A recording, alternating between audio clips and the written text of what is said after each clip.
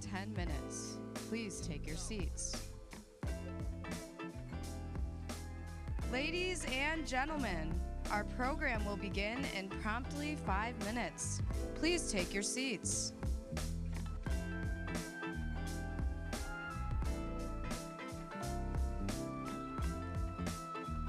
Ladies and gentlemen, our program will begin in promptly 2 minutes. Please take your seats.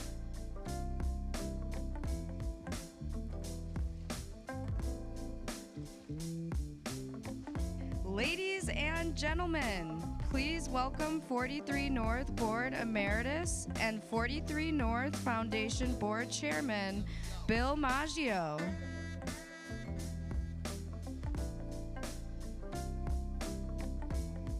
Ladies and gentlemen, please welcome back to the stage, Bill Maggio.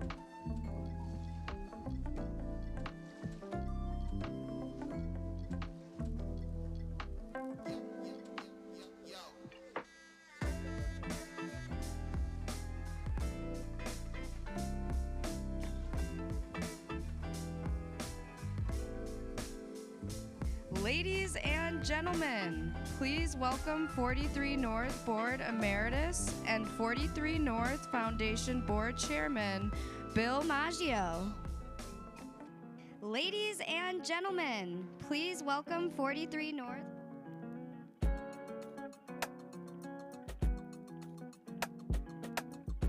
Ladies and gentlemen, please welcome 43 North Board Emeritus and 43 North Foundation Board Chairman, Bill Maggio.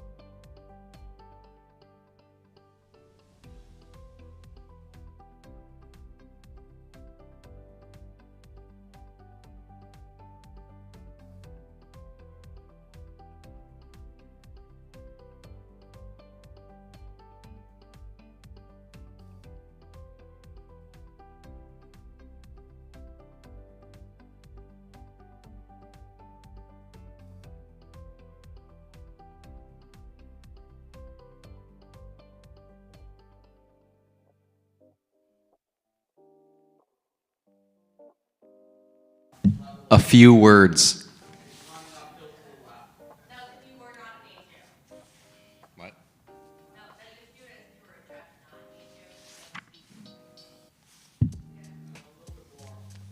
I'll just sit where they would sit. Check 1, 2, 1, 2, 3, 4. Good. Next one. Check 1, 2. Hey, hey. 1, 2. 1, 2, 3, 4. 43 North Finals.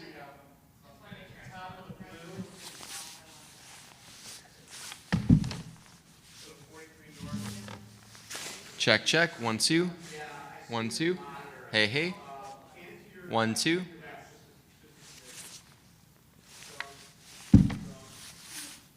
Picking up my jacket so much. Check, check. 1, 2, 3, 4. Check. 1, 2, 3, 4. Mm-hmm.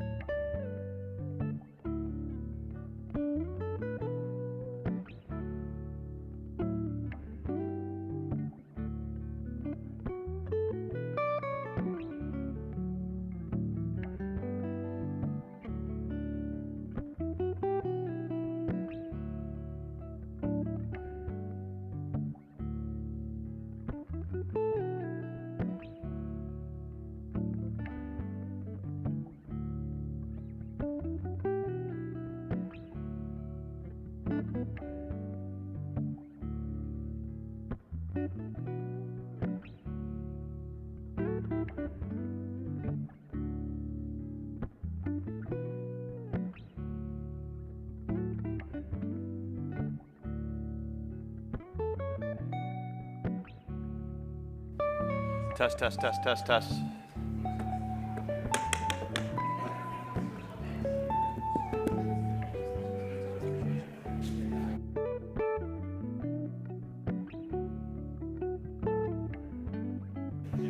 All right, can you hear me? Yeah, it's good? This way, this way? So just look straight all the time and I'm good?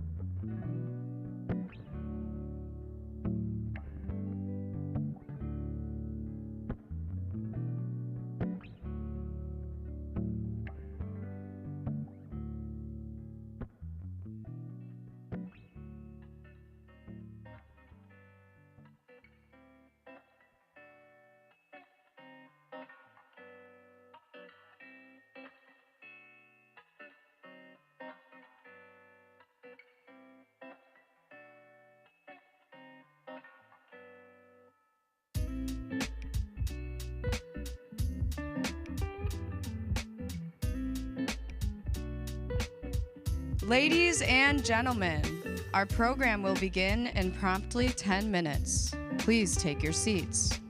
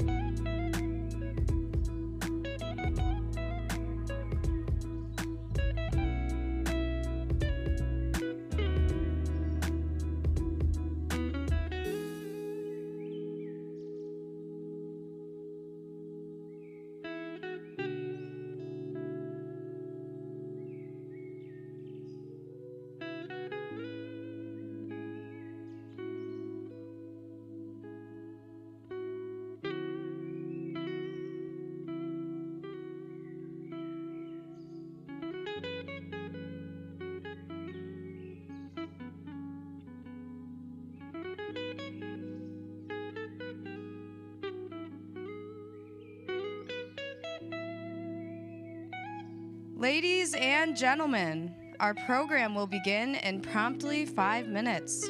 Please take your seats.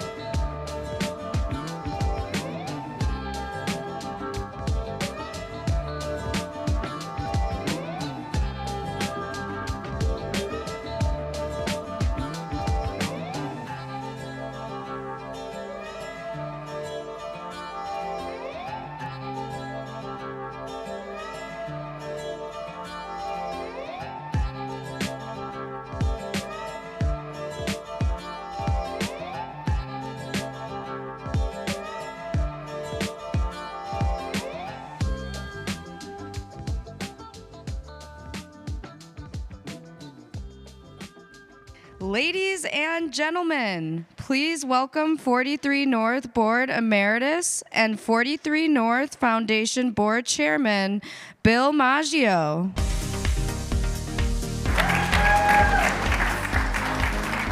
Okay. All righty, we got this thing. Just as long as I don't look this way, this is going to work. So, first of all, welcome. Thank you so much for being here.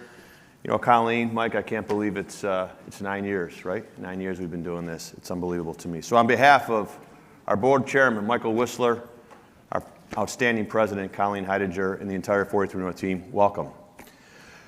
Today we're welcoming 15 finalists from across the globe to pitch live on this stage. They'll be aiming for a chance to be one of 8 companies that will advance to our main event, the finals tomorrow night at Shea's Performing Arts Center, where they'll pitch live in front of our final judges and thousands of attendees. This year, we'll choose 5 companies to each receive a $1 million investment. 5 $1 million investments. Think about what that means for this community. The 5 companies selected will each earn a spot in our 43 North Year 9 cohort. Plus, thanks to the generous supports of our friends from Highmark Blue Cross, one lucky company will receive an additional $25,000 People Choice Award, which will be decided by the audience tomorrow night at Shea's. Let's give Blue Cross and Blue Shield Highmark a round of applause for that generosity. I think the gift in its totality was almost $50,000 in support of this great organization, 43 North. In addition to the capital, companies will also receive mentorship, freedom from state taxes for up to 10 years, access to our network of more than 900 investors and connections to potential customers, access to recruiting and marketing support from the 43 North team, and 1 year of free office space in 43 North's headquarters on the 24th floor of this very, very building. Tomorrow's winners will add to the momentum that 43 North's 64 portfolio companies are generating in our community this year. New York State announced an additional $30 million commitment to 43 North to allow us to do this for years to come. And my congratulations to Colleen and Mike and the team for coordinating that. That deserves a round of applause, and they're a $30 million commitment from the state. To date, our portfolio companies have created over 3,000 jobs globally, and over 1,000 of which are based right here in Buffalo. As they scale, they've raised more than $1 billion in venture capital money. And we are proud to have a portfolio that's led by a diverse set of founders. Diversity is a core value of ours here at 43 North, and we continue to work to create opportunities for underrepresented founders. Today, nearly half of the companies you are about to see are led by female founders, and more than half are founders of color. The competition was tight this year, and the founders that are about to step on this stage beat out nearly 1,000 other companies to get to this point. So here's how our qualifying round is going to work. Each company will have 5 minutes to pitch on this stage and 7 minutes to answer questions from our 22 judges who are investors, entrepreneurs, and startup community leaders from across North America. So without further ado, I'm going to introduce our first set of judges, and we're going to get going. Are you guys ready to go?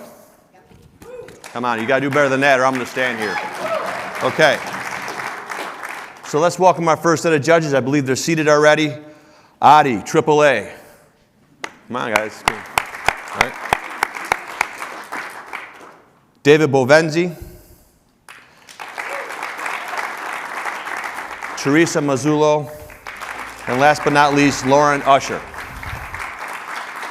Okay, with that, I'm going to announce our first finalist, or semifinalist, I should say.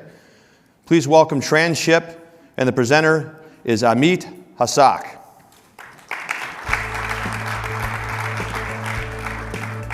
You ready? Where's the clicker? That's right there. All right, I'll see you in 5 minutes. There we go. Good morning, Buffalo. And what a great way to start your morning by talking supply chain. Take a good look at this slide. A high percentage of food that's transported internationally ends up in the garbage due to temperature abuse while in transit. That's an estimated value of $1 trillion annually. On top of that, have you noticed that prices have increased across the board, including such commodities as meat, produce, and building supplies? Even the supply chain is seeing an increase in rates. Well, these are all recent events of a completely broken and inefficient supply chain. But the supply chain has been broken for decades, not for years. Let's go back to 1980 for a minute, if any of you were alive back then. Freight forwarders were using such modern technologies, a fax, a phone, spreadsheets, and they couldn't give you any information on your shipment. Let's fast forward to today. Guess what? They're still using phones, faxes, and spreadsheets, and they still can't give you information on your shipment. You have more power and more control when you ship a $5 parcel of FedEx than a shipper does when they're shipping hundreds of thousands of dollars of goods in a container, and we think that's absolutely ridiculous. On top of that, this industry is completely fragmented. To process just one shipment, shippers have to deal with numerous vendors. Shippers are sick and tired of the status quo and looking for other solutions. Well, Transship has the solutions they're looking for. We are the world's first discount automated freight forwarding and SaaS platform that specializes in international shipments of perishable goods in the global cold supply chain. The global cold supply chain is currently valued at $278 billion and is expected to get up to $428 billion in just 5 years. We think Transship can get at least 1% of that market. My name is Amit Hasak. I'm the founder and CEO of Transship. Marcelo Oliveira is our COO. Together, we have 40 years of experience in the industry, and we know the shipper's pain firsthand. Abhishek is our CTO, and we have 2 trusted advisors in Jenna and Daniel. So what are we doing here at Transship? We're taking those old, outdated supply chain business models that are based on manual labor and outdated technology and replacing them with API connectivity, data analytics, data and automation, anything that's required to empower shippers like never before, which is unheard of in this industry. This leads us in many cases to provide instant quotes and bookings rather than having to wait days and sometimes even weeks with traditional freight forwarders. So we are monitoring every shipment's GPS, events, temperature and humidity inside the container, as well as motion and tampering sensors. On average, 35% of food that's transported internationally does end up in the garbage due to reactive measures rather than proactive measures. We are changing that by monitoring the temperature in real time and providing proactive measures and basically eliminating food waste while improving the carrier's efficiency. We're all about our customers and we're all about improving their efficiency. Currently, we're allowing them to reduce their spoilage allowance in half and getting information literally in minutes rather than having to wait hours, days, or weeks with traditional freight forwarders. We're affiliated and work with some companies you may recognize here. ACG is our first pharmaceutical and SaaS customer, and Tyson actually reached out to us and wanted us and onboarded us as a approved vendor, and we're ready to roll with them as well. Traction year to date is way ahead of last year. Volume-wise, we're up 91%. We expect to have at least 100 more shipments by the end of the year, and our customer retention rate is up 92%, and we're expecting to onboard at least 4 more customers before the end of the year. Our revenue stream comes from our freight forwarding arm, where we're using our contracted rates for small shippers who don't have good rates. They can use us. Our markups are 20% compared to 400% by traditional freight forwarders. The other side is a SaaS option, which is meant for enterprises or companies that want to use some other contracts, not ours, for a nominal fee. They can have access to our platform. We're also offering cargo and liability insurance at discounted rates. And sometime next year, we'd like to roll out a subscription-based model where our freight forwarding customers can pay us an annual fee and in return get a reduced markup. We are far more than just tracking and visibility. Version 3 of our platform that's under development will have AI optimization and automation for rates, lanes, and customer notifications. We will also be offering trade financing and surveying services. Our IP is really connected to the information we gather on our customers. We will know what their shipping preferences are. Do they want the cheapest lane, the fastest lane, the most reliable lane? This is unheard of in this industry. We will give them bookings and quotes based on what they prefer. So why Buffalo? Well, we're both underdogs. We're both dealing with much bigger and better-known entities than us. We all have that fighting spirit. And as a result, we will be hiring local labor. And Buffalo is also the gateway for us to Canada and the Northeast. There are more than a handful of customers for us, both in Buffalo and the region. And off the record, you guys got a professional football team. My Chicago Bears are semi-pro.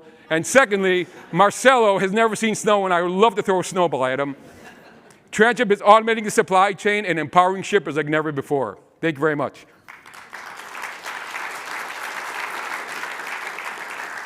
Whew. You can take a breath now. Okay, great job. Who's going to kick us off here? David, please. Question. So for gathering your information on the shipments, are you providing the sensors or are you leveraging existing technology? So we have 2 tracking options. One is by event, where we're using third-party.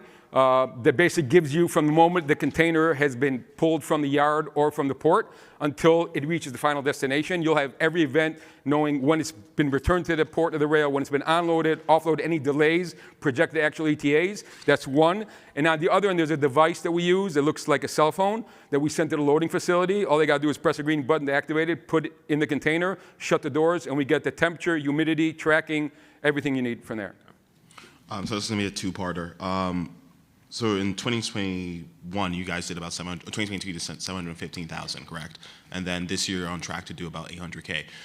Is it due to the fact that you're increasing customers or are the margins going up there? Yeah, great question. Thank you. We started out with one customer in 2020. Today we're up to 25 customers. And honestly, the shipping volume this year globally has decreased. Ours has increased because we added more customers. And some of our customers, such as UNFI, have even 10x'd last year's shipments already. Gotcha. And what would be the perfect storm to get you to that point? The perfect storm to get us to which point? To an inflection point where you're able to actually scale this. Where we can scale this? Yeah. I think we're getting really close right now with the onboarding of Tyson Foods. We're also talking to JBS and Nestle. Once these enterprises start using us in a consistent manner, we're going to be really hitting our stride, and we can now then take it to the next level. Next level means expanding globally as well. You answer the question? Great. Is global shipping subject to any kind of regulation? And if so, does your technology need to get any kind of certification? Yeah, so as a freight forwarder, we're a service provider. We don't actually physically handle the product. We're just in between, a go-between the shipper, the shipping line, and the end customer. So there are regulations as far as the product is being shipped, but there are documentation, for example, that we have to provide on our shipper's behalf.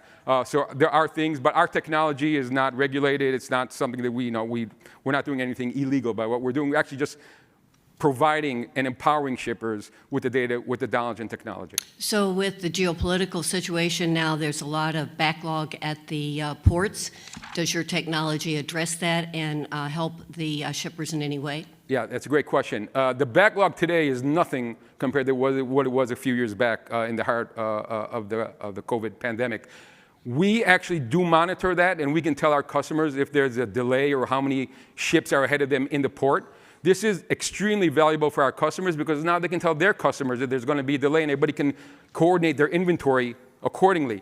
Again, this is unheard of in this industry. When you're booking with your traditional freight forwarder, you're paying them money and that's the end of it. And we're saying, no, it's more about you, the shipper, than us, the freight forwarder, and it's resonating within the industry. Thank you. Lauren, you mentioned that you are up to 25 customers, and it sounds like your SaaS product is kind of new. Do you have any recurring revenue with those 25? Are those one-time contracts? What's the length of those? Can you tell me more about that? Yeah, sure. So we actually started out, and we always will be focused on smaller companies. Our customers basically generate volume of shipments with us. We don't have one and dones because once they see our technology and what we're providing them, it's a no-brainer. It's like, do you want nothing or do you want everything as far as information? And we've convinced them and showed them in real time that there is value to what we're doing. So there is no one and dones. And the fact that it's really, our team is Marcelo and I. Abhishek is in India, and we have 2 advisors. We are providing a service that's greatly needed in the industry. Otherwise, there would be no reason to use us, right? I mean, if the industry was great, then we couldn't get any traction. But we've gotten the traction because they're repeat shipments and increasing the shipments. Like I said, UNFI is 10x us. So it's not necessarily a one-year contract per se, but it's that they come back to you for additional shipments. Correct. So on the freight forwarding side, it's not contracted even. It's just like, you don't want to use us, that's fine. The SaaS is more on a contract basis, and we're going to that's going to be the main revenue generator as well as we move forward, especially from the enterprises that I mentioned. So that's going to be on a contracted basis. So to scale this, under the current model, you'd have to hire a sales force, or would it be better to maybe get a partner that's already maybe involved with them, and then you're just basically a bolt-on to that? Are you saying if we're going to have a sales team? Yes. I mean, it sounds like you have to sell. Yeah. To really scale this, you need Yeah, so look, what we've gotten so far, we've bootstrapped from day one. What we've done so far is really through cold calls and cold emails. We haven't done any trade shows, marketing, branding of any kind. This industry is reliant on that. And so, yeah, we will have sales team. We also want to open up satellite offices across the world. We believe that the customer service aspect from a tech company is greatly lacking. I believe everybody in this room has experienced a 2-hour wait with Microsoft or Apple or whoever it is. We think that's a big swing and miss by automated companies. So besides sales, the customer service is a really relevant part of what we're doing. Please, Lauren, go ahead.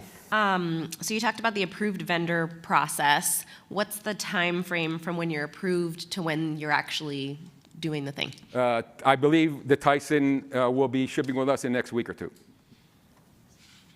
Okay, got time for one more question. Any questions? Okay, I think we're great. Wonderful. Okay, I can't let you off the stage without the clicker. Who's got the clicker? He's got the clicker. Oh, it's up there. Okay. You can let me off the stage. Good job. Okay, let's meet our second finalist. Please welcome Max Swinburne, 4T2 Sensors.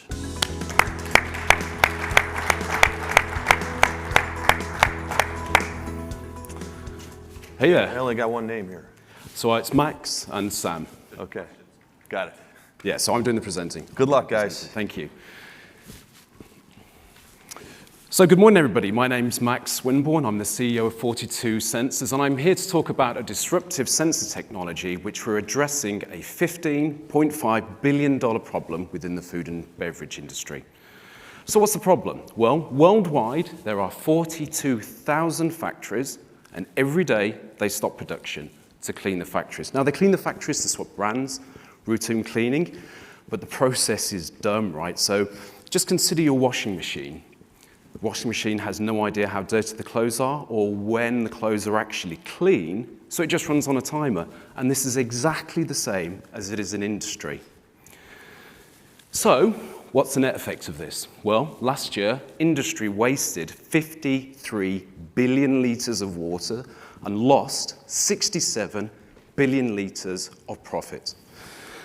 Incidentally, $15.5 billion are also spent trying to fix this problem, and they do so every year.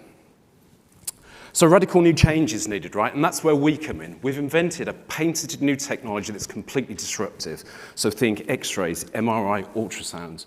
It gives us an insight into seeing what's happening within that factory, and we do it by digitally fingerprinting the fluid.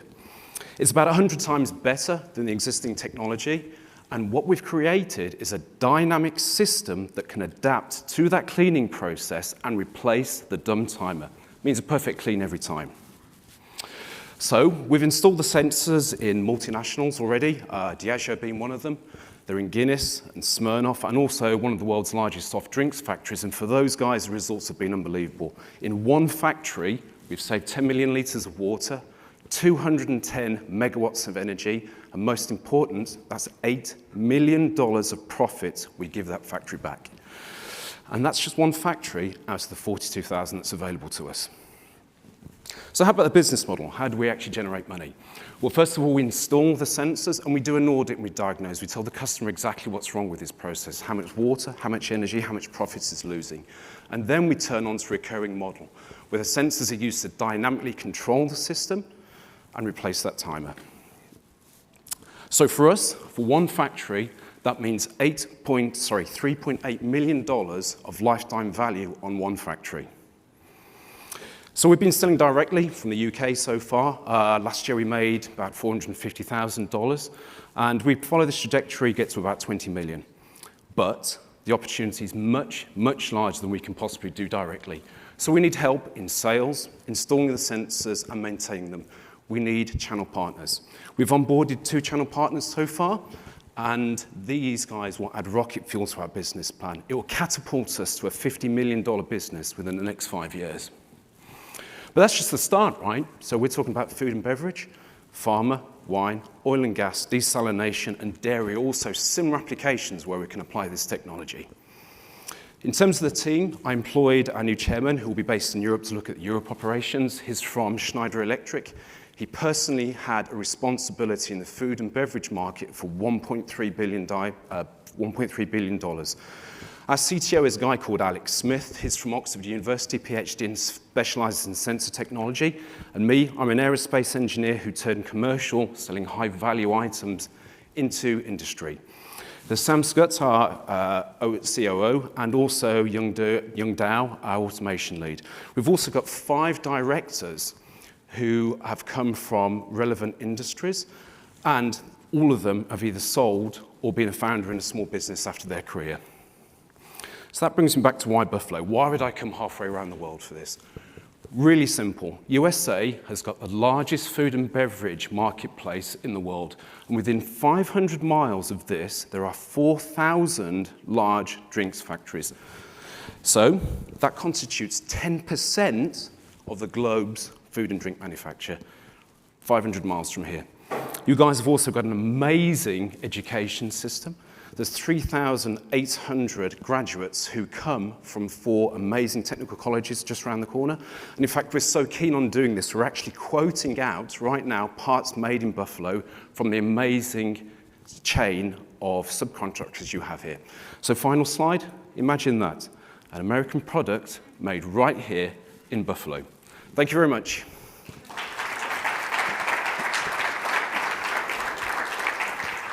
All right, so you can help answer some questions? Yeah. Your voice really got me nice and relaxed. Thank you. Okay, let's get started. Who wants to go first?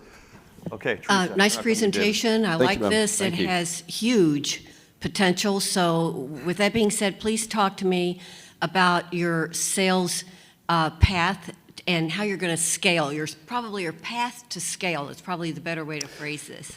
Yeah, well, it's a really, really good question. And we analyzed very early on the market uptake from this was astronomical. I mean, we spent a long time proving the product out. So being hardware guys, the most torturous path was almost 2 years of letting that product go in. But of course, we had customers who were giving us feedback all the time about how well that product was doing. And we spent the 2 years as well as doing lifetime testing, making sure that we had the proposition right to the customers. What that consequently meant was they wanted it quick. So we've realized that, being a small team, it's impossible, it's absolutely impossible for us to go and sell these, to go maintain these, and actually just install the sensors ourselves. So we've been very, very, very aggressive in terms of getting system integrators who are channel partners. These are guys who actually have an existing relationship, people who make the production lines, maintain the production lines. So they know the customers already, and they're really au fait with them. In fact, that approach has been very, very successful, and we're just quoting on a huge project in Africa. There's no way on earth we would ever get to that marketplace, but by having these channel partners and system integrators in place, we can concentrate on the commercialization and also the R&D, which incidentally we're going to do in Europe. So a follow-up to that, all that being said, when you settle up here in Buffalo, what does your facility look like? What does your company look like, both in terms of facility management and, most importantly, jobs? Well, the first thing we have to get absolutely right is basically subcontractors. So this is accountants. This is how do we do employment law. So the basics are set up here. That will be subcontracted out.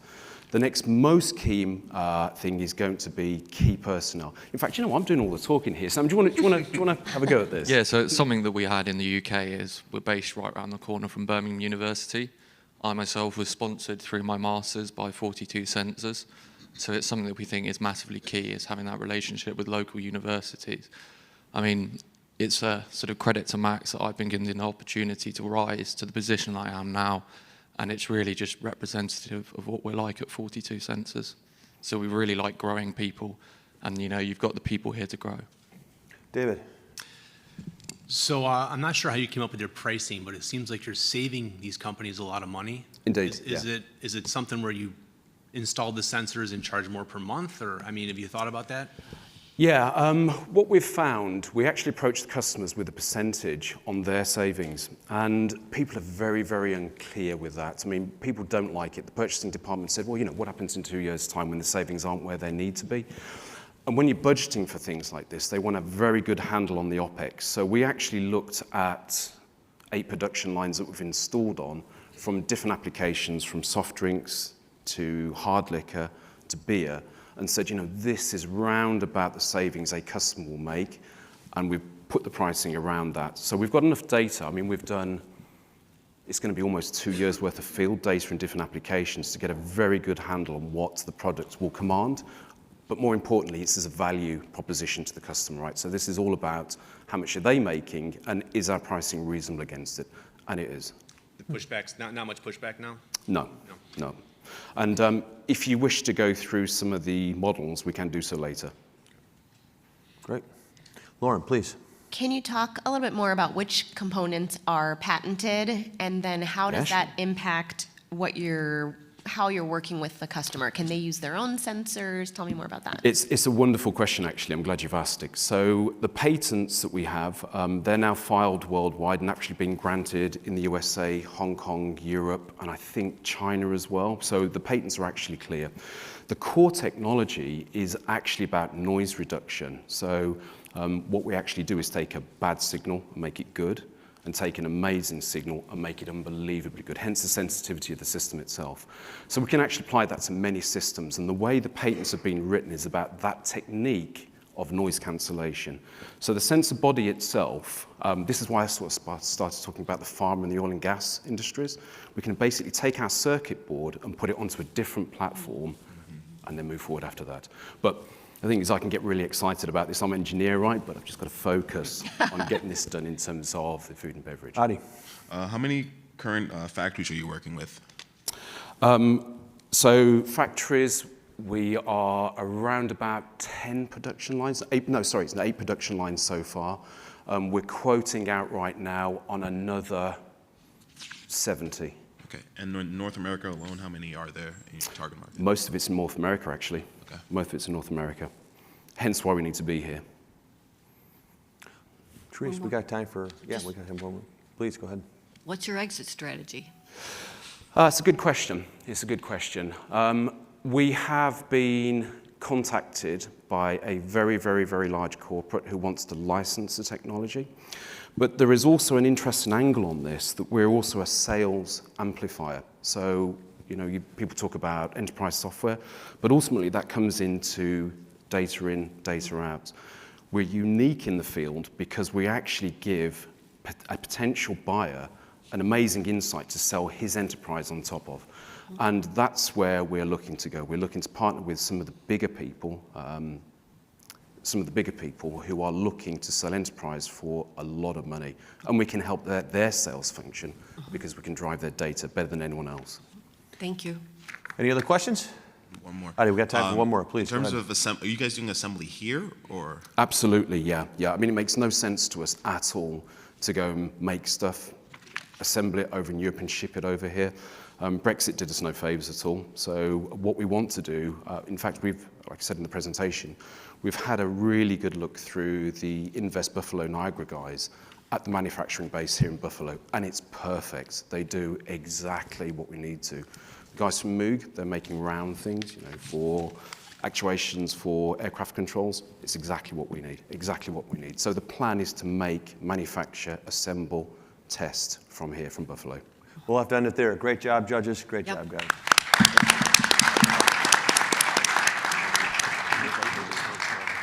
Okay, fascinating. Colleen, how are we doing?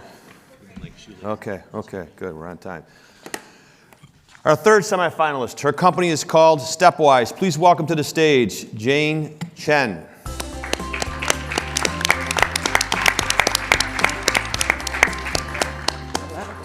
It's good to see you again. You too. Yours. All right, I'm feeling electric today now that the sun is finally out and it's not raining. Hello, everyone. My name is Jane Chen, and I'm the co-founder and CEO of Stepwise.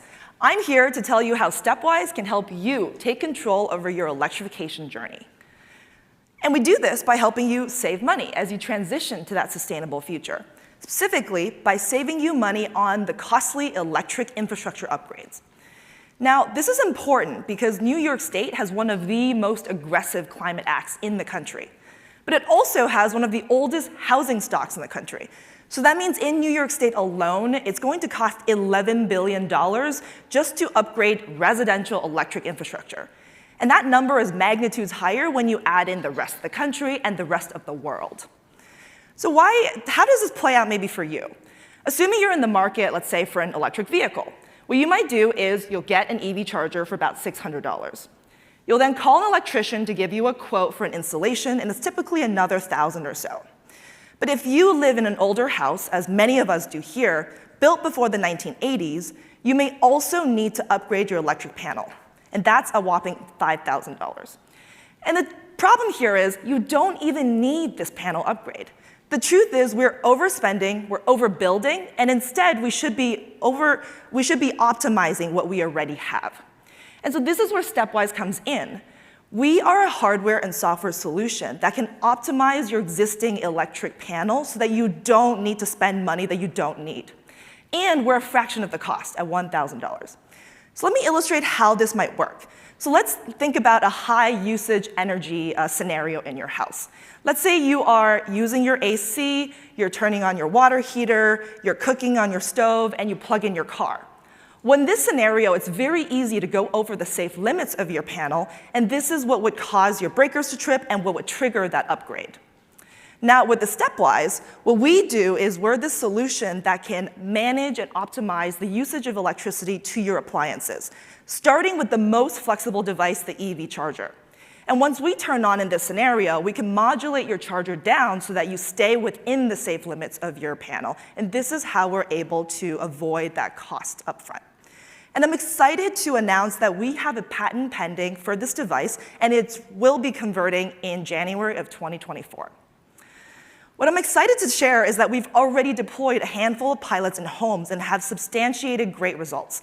For homeowners, we can save substantially on the upfront installation, but also unlock an opportunity to save you on your recurring energy bill.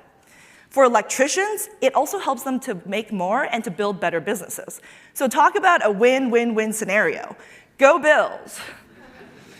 And as we think about our future forecast, we are launching in January of 2024, and that number will grow exponentially to over 20K deployed in the next 3 years because of both geographic expansion as well as new products. And I'm confident that even in just the first year, our wait list alone is projected at $1.3 million in annual revenue. We have 90 electricians signed up, 3 partners, and 1 utility pilot, all launching next year. So as we think about our future product lines, I mentioned a lot about the EV charger product, which is called the EV Tap. We're also developing new modules for the heat pump, water heater, stoves, and the cool thing is these devices fit in the palm of your hand. Our team is made up of myself, I come from a business background, my co-founder, who brings in the engineering chops, and our third co-founder, who's a master electrician. And we're joined by a panel of advisors who bring in technical and professional experiences from leading organizations in industry. And I'm most excited to talk to you, Buffalo, about why we are here. Next year is going to be an important year for us in terms of product deployment. And we're thrilled to be partnering with world-class contract manufacturers right here in Western New York. We've already ascertained that there would be a 10% cost savings with manufacturers here compared to ones across the country. We're also committed to investing in technical talent, not only engineers from the likes of Buffalo, but also our friends from the trades from Northland. And finally, Buffalo has a rich history of energy innovation. And so we're better to build new energy solutions than right here in the City of Light. And so please join me in finding a more affordable way, a better way, so that we can electrify one step at a time. Thank you so much. Well done. Great job, well done. Okay, is Austin going to join us here? Yes, he will. Okay. All right, I'm going to step down here a little bit. Who wants to kick us off? David, please. Could you talk about your revenue model, please?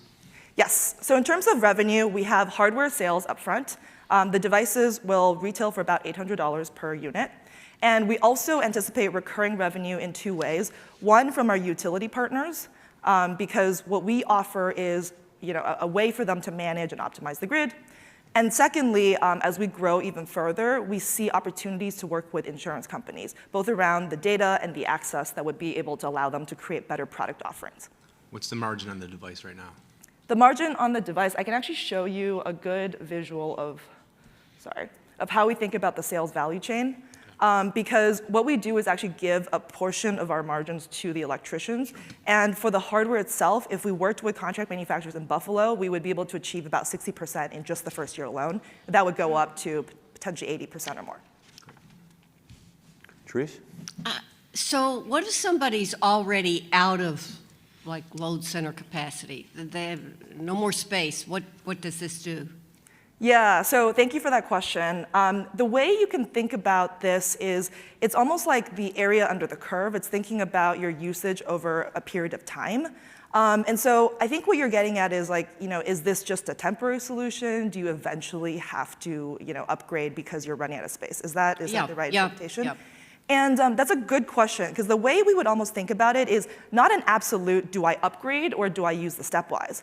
But rather, the analogy here is like using AI in our lives. Like AI can enhance the way humans perform, and with the stepwise, we're actually enhancing the way your electric panel can perform. So whether you have a 100 amp panel or you upgrade to 200 amps, the stepwise will be able to better utilize your panel capacity. And maybe the question is, well, am I spending now double? Like, am I spending more than I need to? But the fact is, we can unlock other ways that the homeowner can save money and also even create a revenue stream for them. So no, what I'm concerned about is I have just so much capacity, and it's not like AI. There's just so much electricity there, and my concern is this device, if it kicks into gear, if I'm understanding correctly, might affect the performance of everything else that's on the panel working. If for no other reason, it might slow it down. Yeah, so and that's my concern. I can add on to there. So one thing that's great about EV chargers, and that's why we're starting there, is that it's a flexible load. Most people drive on average 50 miles round trip, and that takes about 2 to 3 hours in terms of charging. So there's significant modulation in terms of the amount of charge. So even if you do see some temporary pullback in that modulation that we showed in the diagram before, the point is the homeowner will wake up with their car fully charged to whatever state of charge they want at the end of the day, and we can provide that with near certainty. All this has been proven out? Yes. Yes. Yes. And it's all compliant within code. It has worked. Thank you. Interesting. Lauren, please. Adi, go ahead, please. No, please. What's the current sales value chain for a traditional panel right now? Yeah, so the sales value chain is similar because it goes through the electrician. So what happens is you will, as a homeowner, call an electrician to give you, let's say an installation of anything in the house. When they come in, they'll do what's called basically a calculation to figure out whether you have space in your panel. And the calculation is really conservative because, again, you're dealing with dumb panels, dumb devices. And so what they will say is, okay, you're now, you're at the limit, so I need to also do a panel upgrade. And so the electrician will then go and buy the panel and all of that and provide it to the homeowner. But in terms of the cost, are they making $5,000, $6,000 more in terms of this installation, or? Yeah, so the way we think about it is the panel upgrade project is longer, so it takes 2 people 2 days. With our device, it takes 1 person about 30 minutes, and so that's why they're making more per hour, because now they can sell more and do more jobs. Gotcha. So it sounds like your previous pilot just demonstrated the installation piece. Is your next utilities pilot going to demonstrate the recurring revenue piece? And can you talk a little bit more about that? Is it data monitoring? What's involved with that? Yes, and you're exactly right. So the utility pilot is going to look as both a distribution model where the utility helps us to push out the product so we can measure uptake rate, but also on the recurring side, it's looking at how much we can save the utilities, because the utility has to manage these peak events during the month, and if we can provide a way for them to decrease demand, then that's a way for them to save money. Thank you. Teresa, Are there any please, fire away. energy credits available for using this device? Good question. Yes. Thank you for asking that question. We are really excited that we do fit under the purview of the Inflation Reduction Act. There's actually 2 parts to think about. There's both the energy, the home energy credits, as well as EV charging. And so about 30% of our device can be covered under EV charging. And as we have additional modules, we can essentially get the entirety of it covered by the IRA. Great, thank you. How are you targeting homeowners initially for this, or are you targeting electricians? Yeah, that's a great question. We're going to start by targeting electricians. And the reason is because the electrician is the common touch point across basically every journey. The homeowner needs to be aware, so we'll still have SEO and some ads. But the way we actually think about distribution is just starting with electricians immediately and installation companies, but then moving forward to dealerships, OEMs, where there's broader reach, and then finally we'll move up to that utility channel. So you can sort of see how we think about the timeline around distribution. Have you talked to the charging companies to see if you can be part of a package? with them? Yes, precisely. So one thing that we're doing is we're integrating with the charging station companies directly because of this like communication and integration. And so for them, the benefit here is that they can sell more of their products, and it's compelling. And so as we build up the partnerships, that also naturally opens up the sales opportunities. Time for one more. Squeeze one more in. Your patent is specifically for the hardware, or is it something about the data monitoring? Tell me more about that. It's a great question. Our patent is a combination of hardware as well as software. We plan to convert that in the next few months, as well as we have additional novelty that we will convert into additional patents down the line. Great, we'll have to end it there. Wonderful job, guys. Thank you. You guys can exit this way. I'll take that, and you could take the marker home. No, I'm okay. Give it to them over there. All right, first of all, I want to thank our first set of judges. You guys did a great job. Let's give them a round of applause. And I'm just going to need a moment to introduce our new set of judges. Just give us 1 second to get set up here.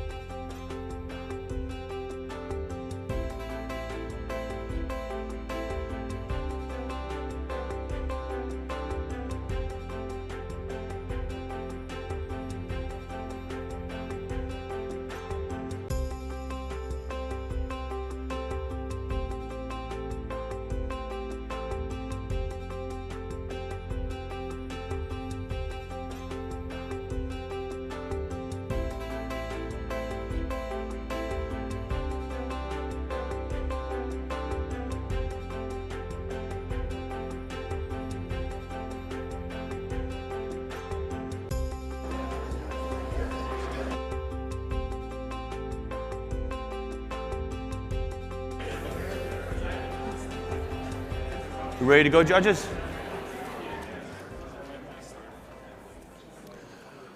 Okay, ladies and gentlemen, I'm going to introduce our next set of judges.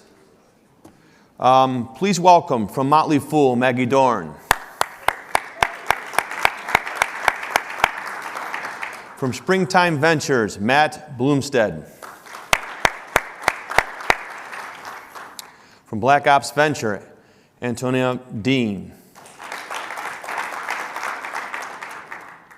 From Battery Ventures, Mike Hoxema.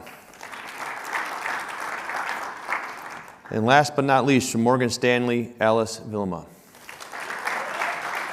You guys ready to go? Okay, let's meet, I think, our fourth semifinalist. His company is Early Bird. Please welcome Jordan Wexler.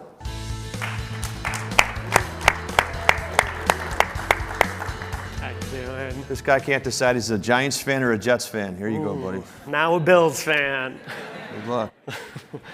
Good morning, everyone. My name is Jordan Wexler, and I am the CEO here at Early Bird. So I am a direct product of Early Bird. When I was 7 years old, my dad invested in me, and it completely changed my life. Then, 6 years ago, my beautiful baby niece was born, Izzy, and I wanted to invest in her, but when I looked around, there was no simple or meaningful way to gift a financial asset. As we dug in further to the problem, we found that over 70% of US families are not currently investing in their kids. So this idea of building generational wealth is really a myth, and one that we have now set out our lives to solving. So please meet Early Bird. Today, we are the all-in-one wealth creation platform that helps families save and invest for their child's future, starting from day one. Since launching, we've been backed by some of the best, and this is just the beginning. So at Early Bird, we believe generational wealth is built in 3 critical pillars. The first is through equal access to a holistic managed portfolio. The second is through galvanizing all of the friends and family that want to invest in this child and making it as simple and easy as possible. And then the third is that financial capital is actually half of the battle. The other half is emotional capital. So every investment in Early Bird, you include a beautiful video memory or photo memory so that you are building this priceless time capsule of love and support that you ultimately are able to give to your child when they become an adult. We believe that as being the first investment platform for all new and expecting parents, that we earn the ability to own the full 0 to 18 life cycle of a child's financial journey. And then, of course, when they become an adult, we become their primary brokerage account and take over the likes of Fidelity and Schwab's. Since launching, we've grown 3x year over year. We have over 75,000 Early Bird users now with 12,700 Early Bird accounts. We have over $7.5 million in AUM, and the average account value of a child's account is $1,700 over a 12-month period. One of the most unique value props of Early Birds is when parents come, they invest, pay, and do not leave. We have a 95% retention rate over a 12-month cohort, which means that the LTV story is one of our strongest defensibilities. But how we truly win is through product-led growth. At Early Bird, today, 85% of our growth is driven by our product. So a parent onboards, and they bring on net new revenue-generating users. What this enables us to do is have some of the strongest unit economics that are only getting stronger. Today, our CAC is about $42, and our CAC payback period is around 12 months, trending down. Year to date, we have grown our revenue over 280%. But of course, you all are looking at what is in the future and where are we going. So just 2 months ago, we launched one of the largest feature sets called Early Bird 2.0 that truly defines us as a category-defining social fintech platform. As you can see here, now parents can actually invite family and friends directly into the app, and then you can upload and celebrate life's most special moments. Think first day of school, graduation, and I, as Uncle Jordan, can micro-invest $1, $2, $3 into these special moments, completely disrupting what it means to invest in a child. Since launching Early Bird 2.0, we've scaled 300% our product-led virality and increased over 5x the AUM contribution per child. Next up, what we're focused on is called Early Bird Plus, which is really taking the investment platform that we have today with a custodial investment account and crypto investing and expanding that to include a 529 plan and a fully customized portfolio for a parent. This will be gated behind the next tiered premium pricing of around $8 per month. But why Buffalo and why now? We believe with the incredible support of 43North and a hyper-localized growth and marketing strategy that we will become a household name by the end of 2024 for all Buffalo families. To achieve this, we've designed a 2-pronged approach. The first is through authentic community integration, so leveraging some of our great financial literacy programming in schools and daycares around the city, and some of our amazing local activations that we've implemented in other cities. The second key approach is through creating strategic brand partnerships with some of the best in Buffalo. That includes various financial institutions with M&T Bank and local family brands that we know would be great to partner with. Ultimately, with all of your support, we believe that we can establish Buffalo as one of the leading cities in creating generational wealth for all families. Thank you so much.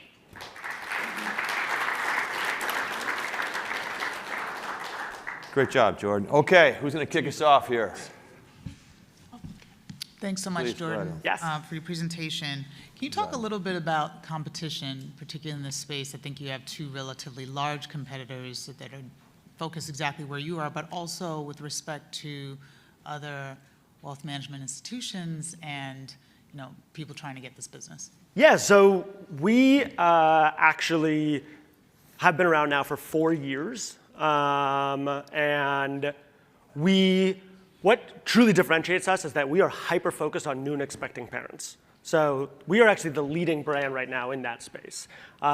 If you look at the larger space, you have Greenlight, which is in the teen neobank world, which of course starts around that 12+ years old.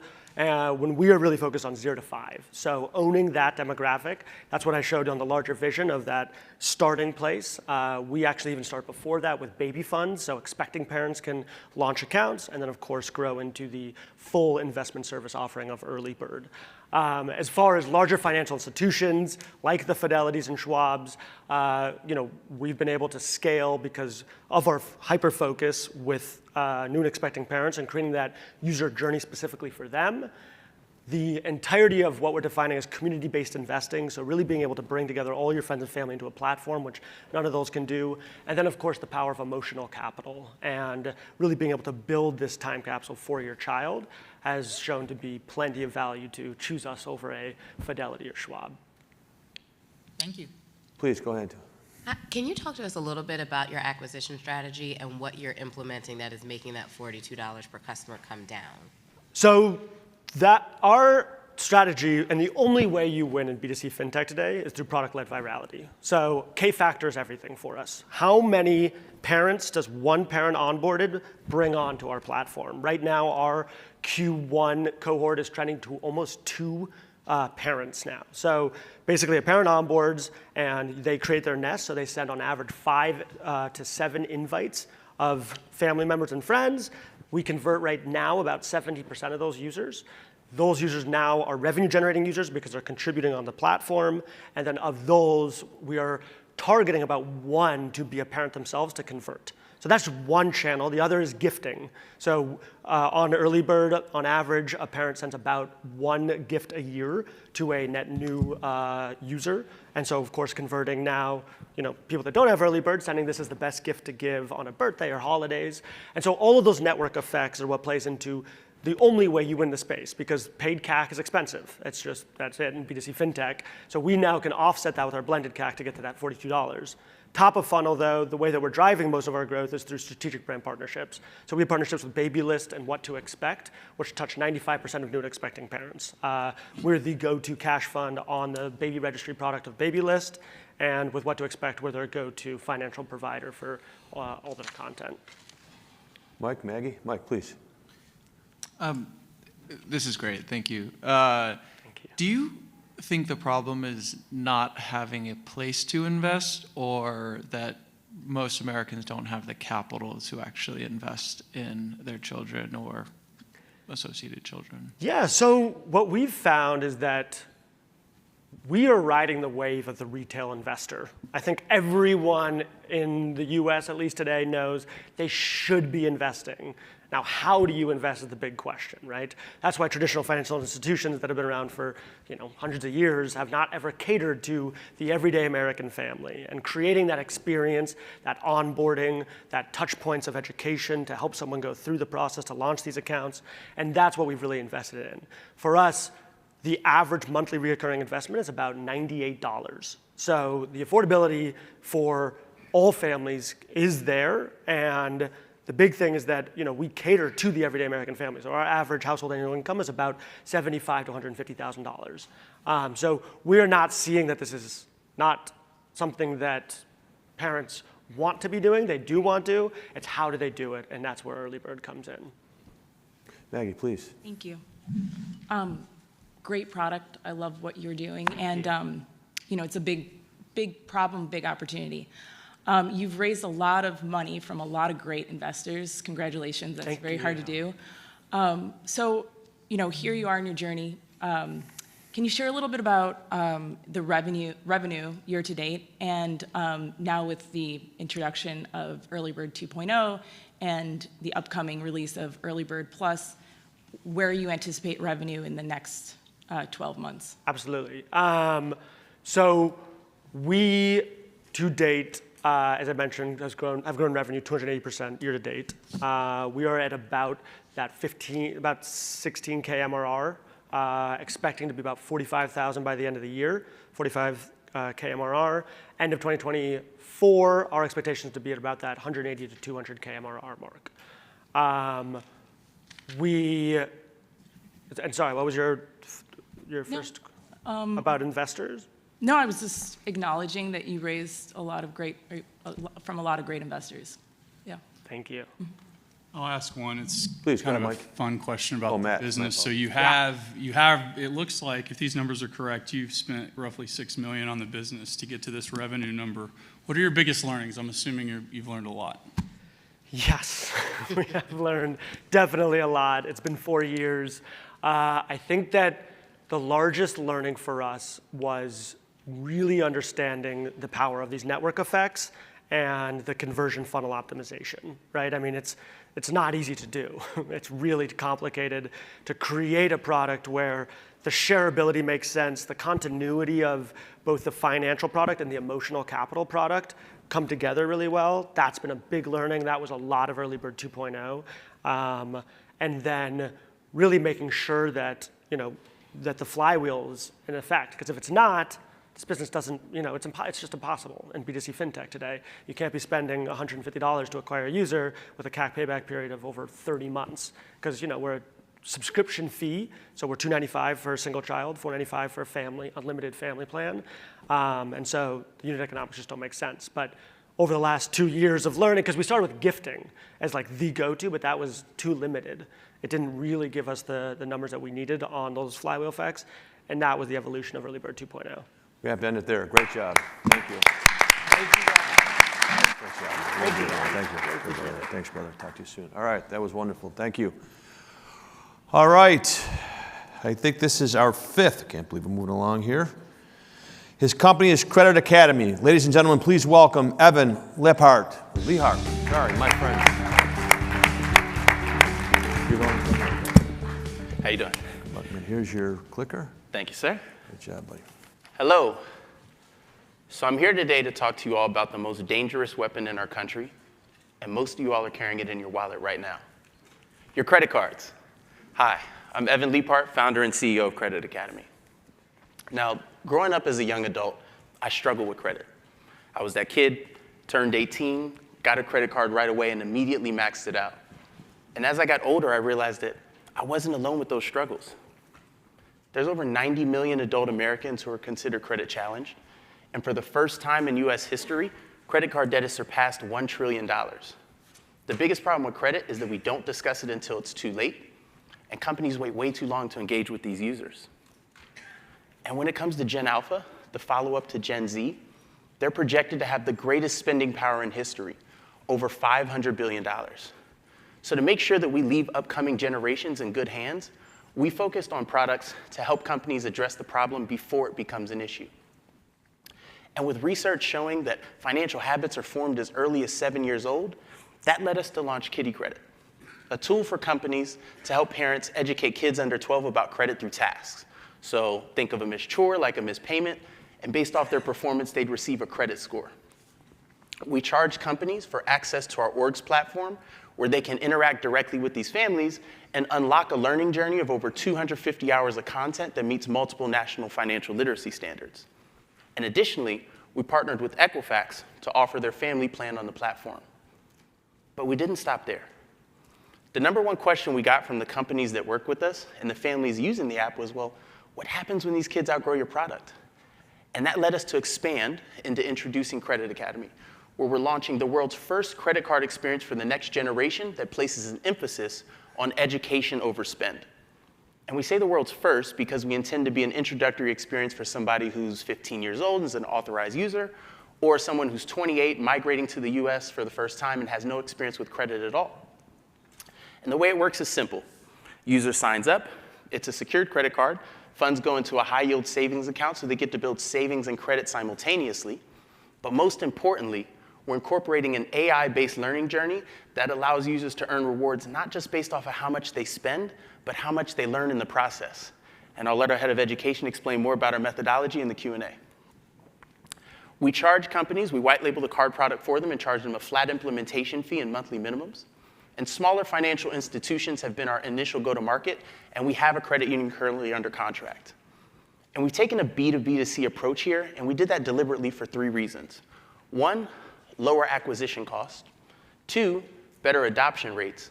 But 3rd, and most importantly, It allows us to get our product into the hands of those who need it the most, but have less financial resources. And for the card itself, we partnered with Discover. Deliberate decision, and we did this knowing they're the second largest provider of student loans, and they have the best rated student and secured credit cards year over year. So when we think about where our customer's going next, they understand it best. Now, when we think to ourselves, why Buffalo? For us, it's the number 43.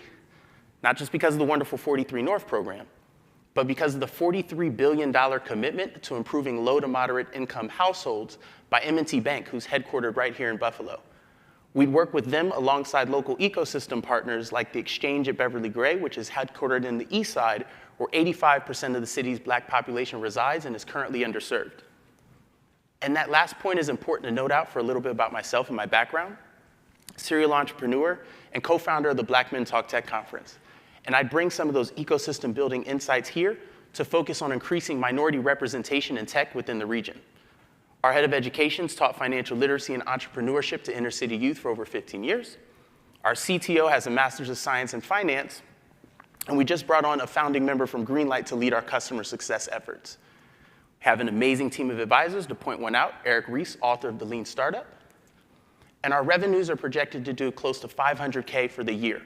Significant revenues have came from our Equifax partnership, with future revenues transitioning more towards the financial partners that we currently have in our pipeline.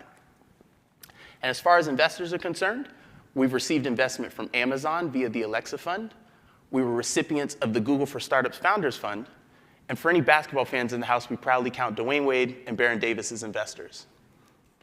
So in conclusion, our mission is simple: to turn our country's most dangerous weapon into a powerful tool for financial empowerment. And I look forward to getting to know the local Buffalo community and sharing a beef on WEC while discussing how to help the everyday family beat financial debt.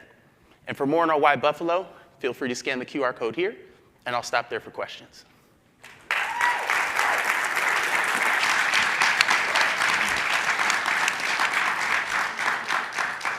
Okay, let's kick it off. Who's going first? Mike, please. Can you talk about your relationship with Equifax? Yeah, absolutely. So that's long time, standing since 2020. Actually, the president at Equifax Foundation, he was there for 17 years, took a liking to us so much that he's now on our board of directors, actually. He's now at Edward Jones. But it started through the foundation, right, where they prepaid for user licenses to have access to our orgs platform that I showed.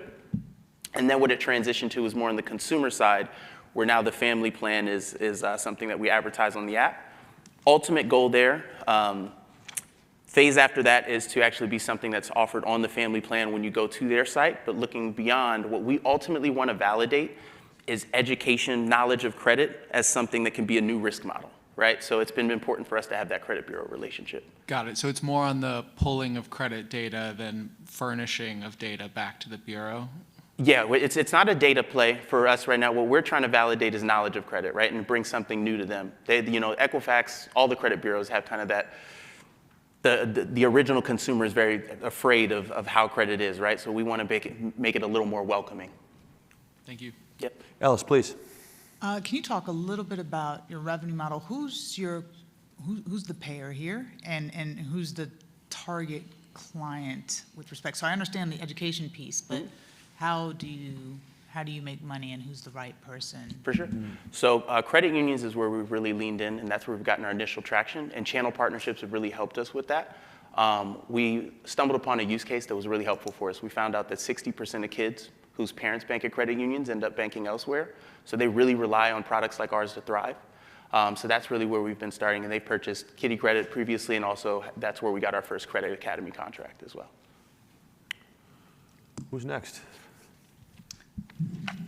Maggie. Well, can you explain the difference between, you started off sharing a little bit about the app, so Kitty Credit, and now you're talking about Credit Academy. How do they work with each other? Are they separate products? Yes. Are you sunset? I'm sorry. So think about it as a continuation of the journey, right? So when we did Kitty Credit, it's merely educational. There is no fintech component to it, right? It's to basically do experiential learning through habits.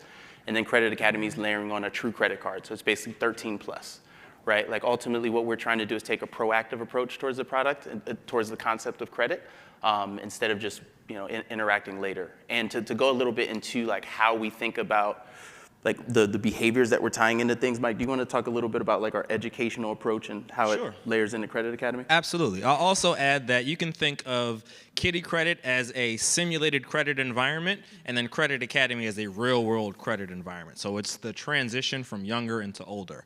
When we think of our education, we believe that education is most effective through experiential learning. And where most have gone wrong in the past is focusing on theory over practice. So our logic model emphasizes behavior change by addressing attitudes, emotions, and cognition around financial topics. So what we do is we tap into existing AI technologies, leverage large language models to be able to better tailor and customize that experience for every user that much more. So is the long-term plan that the users of Kiddie Credit become customers or cardholders of the Credit Academy credit card? Yes, potentially, yes. How have you thought about how you're going to, I guess, market the credit card to those users? So that's the B2B2C approach, right? So because we are not B2C, it's essentially, we're white labeling it for brands. So take, for example, the credit union that we work with now, which is based in Delaware. Pretty unique opportunity, kind of tough to get into here in the Q&A, but it gives us a lot of opportunity around CRA opportunities. They will market Kiddie Credit to their younger audience and then Credit Academy to theirs, but it's white labeled, so it'll represent their branding and everything, which gives them a loyalty play, ultimately reducing customer acquisition costs and extending lifetime value. Antonio. So on that note of long term, what is your vision for the company at scale, and what is your exit strategy here? Yep, so we are loudest and proudest about our credit-focused partners, right? So we're proud to have a partnership with Discover. They're here in Buffalo, same with Equifax. And ultimately what we see is two opportunities here, right? Like I mentioned with Discover having the second largest provider of student loans, we can provide that continuation of the journey where they can extend from an earlier age and transition. On a larger level, what we see also is if we can really validate that a credit-savvy consumer is somebody that you can issue an unsecured card of a $500 credit limit, $1,000 credit limit, whatever, that's something you can now take internationally to emerging markets where credit is something that doesn't currently exist. And then do you see yourself ultimately being acquired, or is your vision to IPO and ring the bell on Wall Street? I am cool with either as long as I can settle somewhere with my wife in a very big house. But yeah, we're open to opportunities there. I would say most importantly, it's more so about the alignment of the mission. I would not jump off the journey for something that was misaligned with what we set out to do in the first place. Matt? Yeah, so let's say I'm a customer of the Delaware Credit Union, and I have children. So how are your customers, the credit unions, going to be marketing the product to, like, how motivated are they, like, when you're engaging with them and talking about getting this to the end user? Yeah. What are they going to do? That's so very engaged, right? And they lean on a little bit of us too, which is why we've been able to make the traction we have. From the onboarding perspective, Mike, you want to talk to a little bit about like the credit union sentiment since you do that part? Absolutely. So one of the big issues that many credit unions have is being understaffed, and they have to do everything. So they're responsible for maintaining current customer relationships, but then also trying to expand into a larger marketplace. So if they don't have some support, so for one example, one of the clients that we work with has 18 schools within their district that they now need to service in addition to all of the actual individuals. So what we provide is just a full marketing package. We provide you everything that you need to go in a box to be able to start marketing this to the clients that you have and serve, so we can kind of pull one thing off of your plate, help simplify this process for you and make it easier and more affordable for you to do what you need to get done. Mike, real quick, please. You guys decide. Ellis, please. I'm just curious as to who owns the data, what you're tracking with respect to efficacy of the education vis-a-vis business that comes in through your partners. Where is all that being held? How are you using it? How does that kind of help the company grow? Yep. 20 seconds or less. Okay. Yep. So efficacy, we have some of the leading ed tech investors on that. We were recipients of the Learn Launch Fund. Want to talk about our efficacy approach? So the part of this, I know we're out of time here, but the big idea on the whole is that financially they own their own data. Our goal is to be able to understand how they are using our educational process, and then we're able to track and see how those things go and how they're growing through the use of our educational products. Great job. All right. get that from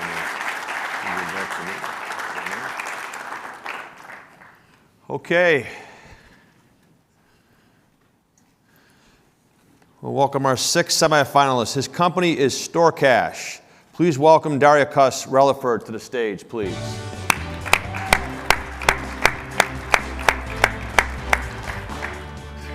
Good luck, man. This is your brother. I'll see you in 5 minutes.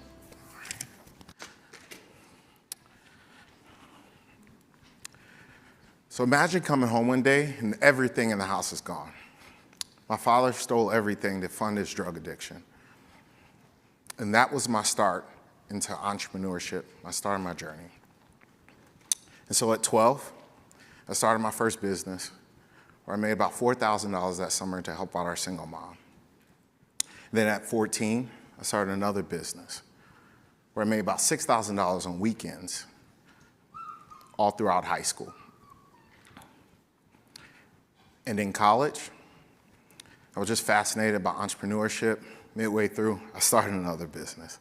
And I started this one off with about $25,000 and turned that into a multi-million-dollar business in just 2 years. It was featured on Steve Harvey Show, Kiplinger Magazine, and almost had my own TV show on TLC called The Berry Twins. And then I went and sold that company and went to the West Coast and tried my best out in Silicon Valley and got a great opportunity to work at Apple and then Facebook and Google. And while at Google Shopping, I got a great opportunity to understand how much retailers are willing to spend to get customers into the door. And that's where I found my life's calling. So I got some of my friends together in Silicon Valley and we started StoreCash. So I'm super lucky and fortunate to be with a group of people that's not only experts in their field, but also passionate about what we're doing. I'm super excited about showing you guys what we've been working on. So there's over 200 million Americans that are living paycheck to paycheck, and retailers aren't focusing their marketing dollars on this demographic. And that's allowing them to miss out on over $70 billion in revenue. So our solution, StoreCash, we're an AI-powered solution, allows users to not only save, but also pay with QR codes and barcodes at over 400 major retailers. And that now is allowing people to save annually about $900. And that also helps retailers increase their total addressable market size. And so let's go back to 2015 when Apple Pay started. And about a year later, in these countries, it was already adopted by their population by over 80%. And it took America 5 years and a pandemic to adopt it at the same rate. And this happens with next generation fintech all the time here in the US. And it's happening also with QR codes and barcodes.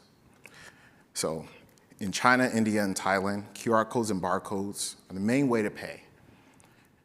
And we're spearheading that adoption here in the US. So we're in over 400 major retailers and over 200,000 locations. You can pay with StoreCash right now today. And these are some of the stores that we're already in, and this is actual cashback that we get at these retailers. So how does it work? Well, you get a real-time notification anytime you enter any of these stores. In this one, you get 8.4% cash back. You go through, you do your shopping, and then at the end, when you're at the checkout counter, you go into the app and you tell us your total and cash out. We'll instantly create a QR code for you, and you scan that QR code, and you're done. It's that simple. So this is an actual user on the platform.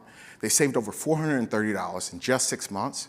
And with this specific transaction, they spent $94 and saved somewhere around $8 in earnings and cash back in just one purchase. So you can spend these earnings anywhere or towards your next StoreCash purchase. So we have multiple streams of revenue, but we only focus on one, $1.99 right now. And that has gotten us to, in just 11 months, we've launched 11 months ago, 65,000 users, over $2.60 to acquire a user, about $300K in ARR, and about $3 million by the end of 2024. Why Buffalo? Well, Buffalo is the third place that's most used when it comes to store cash. We can save over $433,000 in operating costs, and that can allow us to employ about 7 more employees.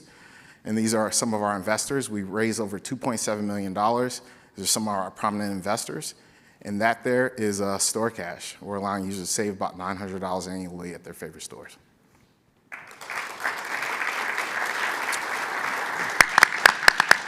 Once you hang on to that, you might want to revert back. Great job. Okay, who's going to kick us off here?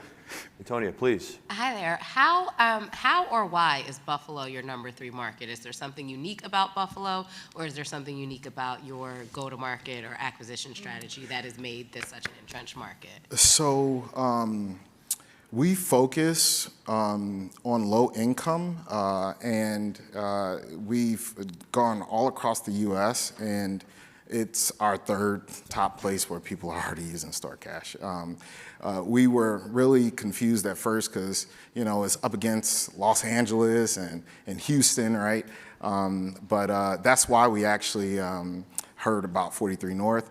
You know, I was talking to one of my investors. We were showing them our top cities, and he then introduced us to Scott over at Kangaroo Time. And Scott got me pumped up about Buffalo. And so I even came out here in June to come check out the city and, you know, meet him in person. And then that's how he kind of pitched me and told me about 43North. And yeah, we got excited and applied. Great, Maggie, please. Just a follow-up to that question. So how are users discovering store cash? Like, what's your marketing, any earns and, you know, paid and earned media? Like, can you walk us through what's happening now and what you want to do with marketing? Yes. So we're focusing on Meta, so it's Facebook and Instagram, and also Google Ads. And that is getting us around $1.20 to $2.60 to acquire a user. And we'll be moving into YouTube and TikTok as we move into this next round. Matt. It's good to see you. I think this business is a little different than the last time I saw you.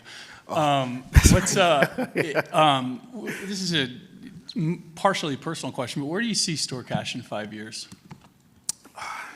So I have big ambitions, right?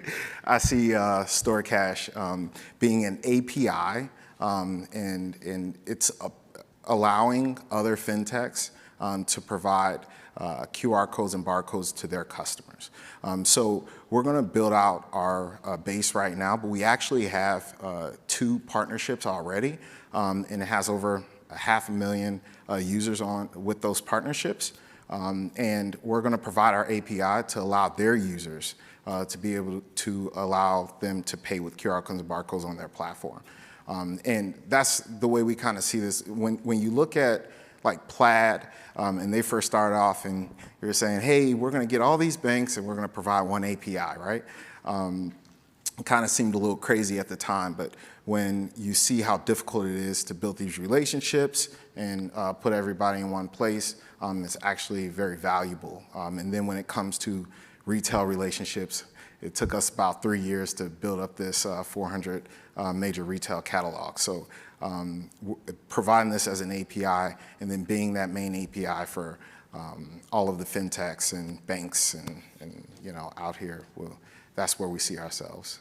Got it, Michael. Main API. I've got a quick twofer. The first is, how are you able to get the 9% cash back? And can you talk about like how you're able to integrate ACH into this as part of the? Yeah. So let's go H&M, for example. We get 9% kickback at H&M. So if you look at other potential competitors, Dash and Rakuten, they get about 4%.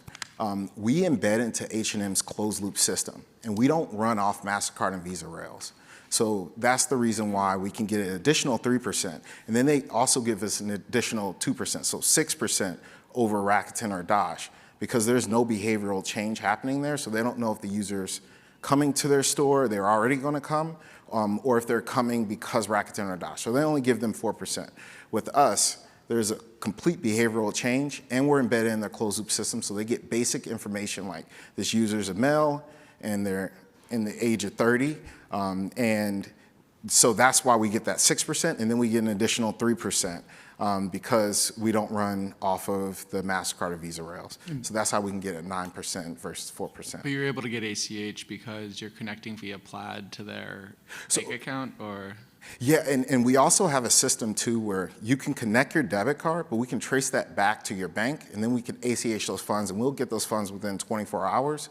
But we were betting on this about 3 years ago when we started this, and it's just now happening. FedNow is allowing transfer to happen instantly, and it's kind of happening right in time.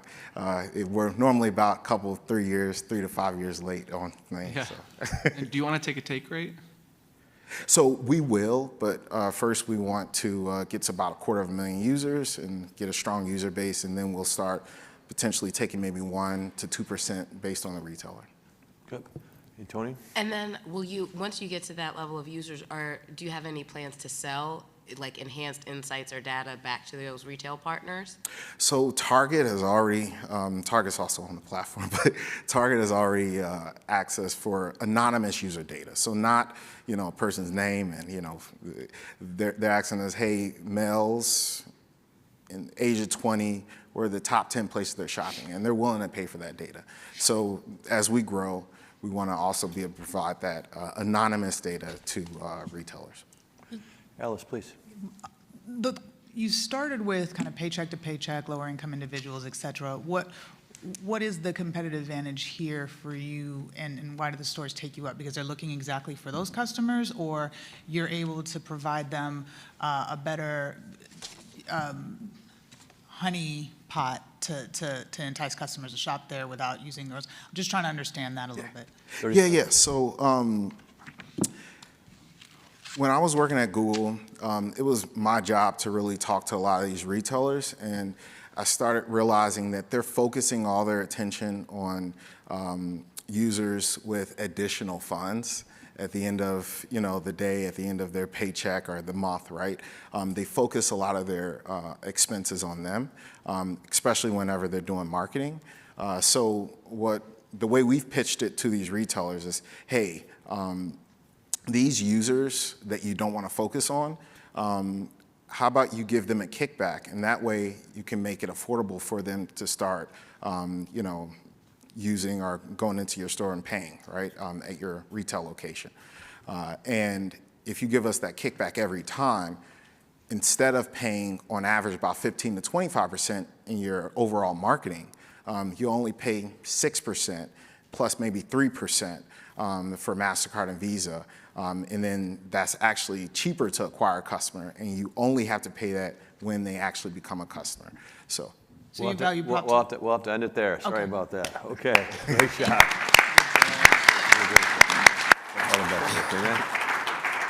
Okay, let's give a round of applause we're going to switch our judges out. Just give me a minute to get the new judge. You guys did a great job. Thank you so much.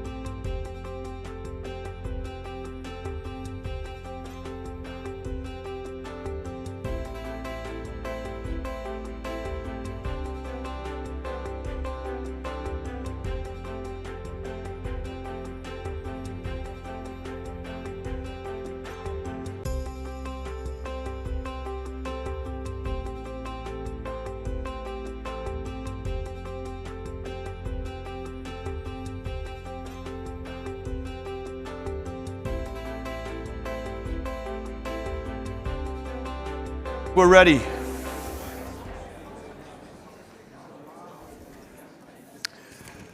Thank you so much. Before we get started, let's meet our Group 3 set of judges. She comes to us from Level Up Ventures. Please welcome Shashi Sirkantan. Pretty good, right? I'll get better as the morning goes on. From Human Ventures, please welcome Elsie King.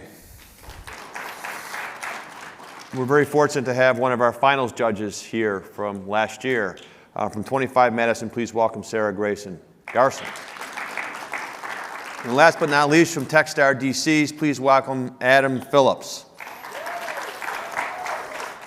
You guys ready to go? Okay, our seventh company goes by the name Prima Donna. Please welcome Pri Walia to the stage.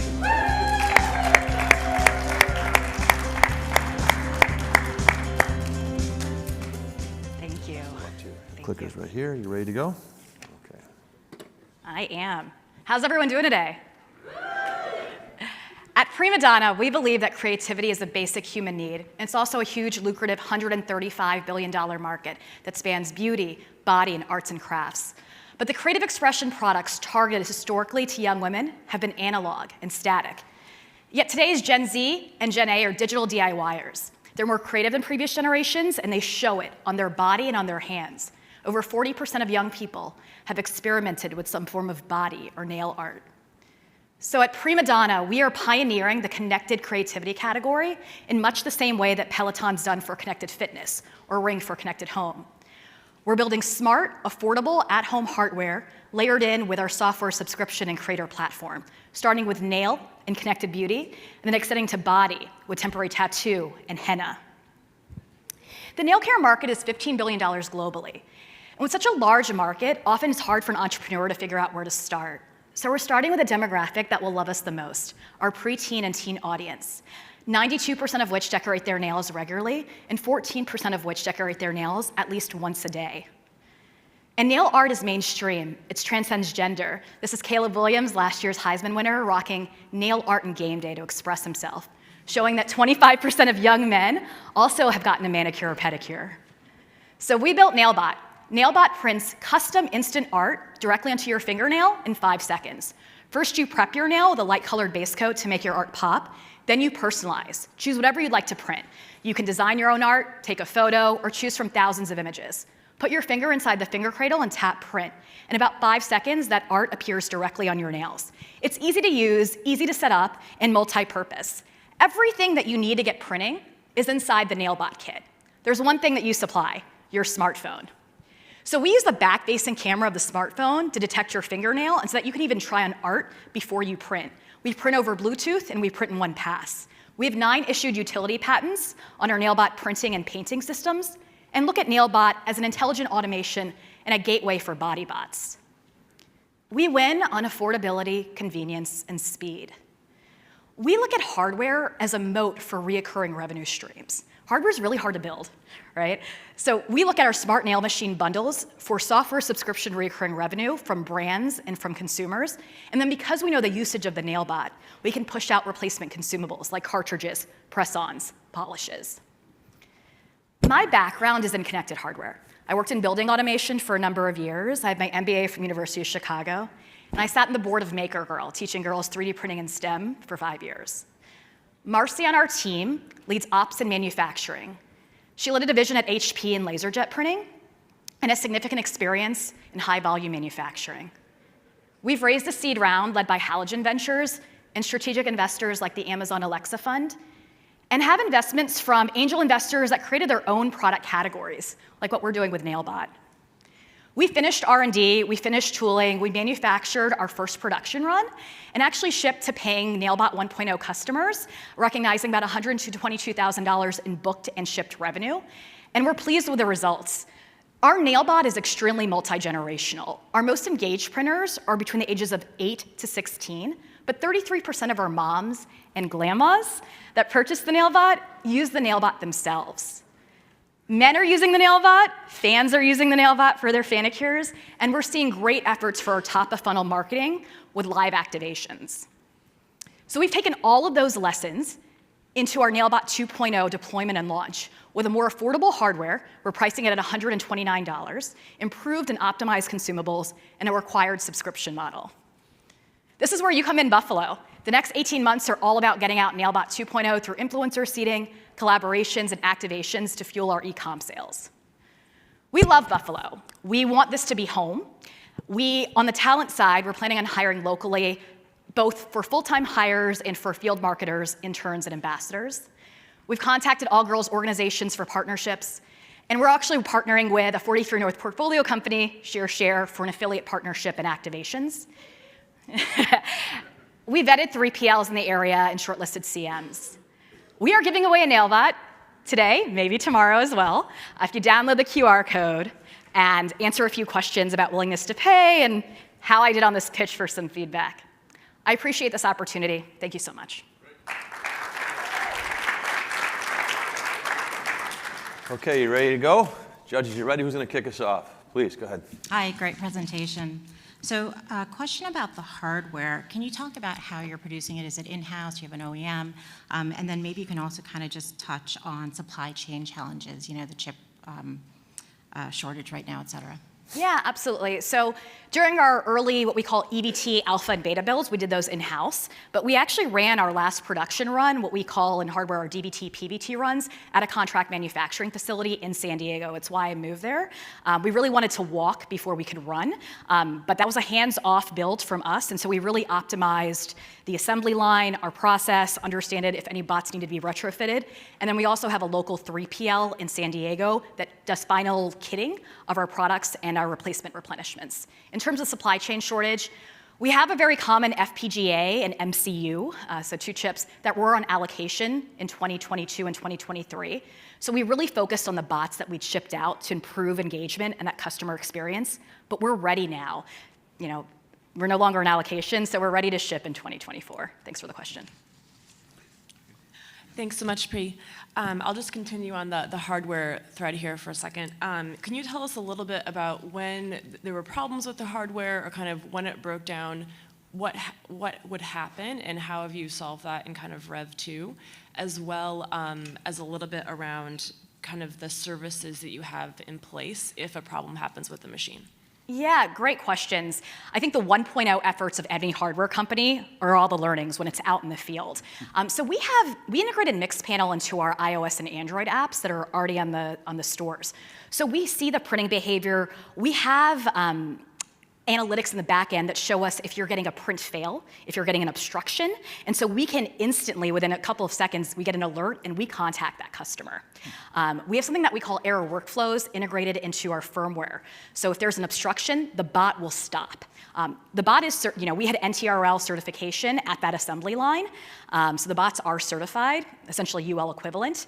And in terms of our customer service and support, we know all of our customers very well because of those analytics. We only ship to the US, and we offer one-on-one support calls to even set up the Nailbot. In terms of optimization, we have an improved finger guide for extra small fingers and larger fingers. You know, the size of fingers is always a challenge, and we have a pretty broad audience. So trying to kind of find that magic point.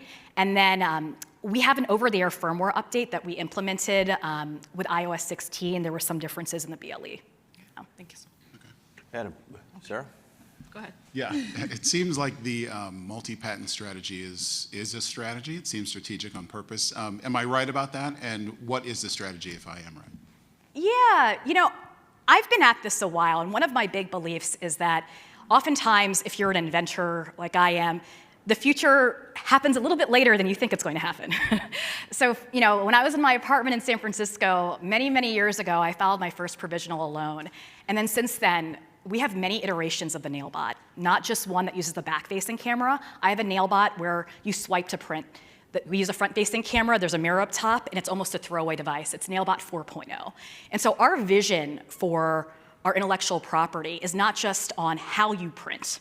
It's also in the consumables that you use. It's how a user puts her finger. It's on the creator space.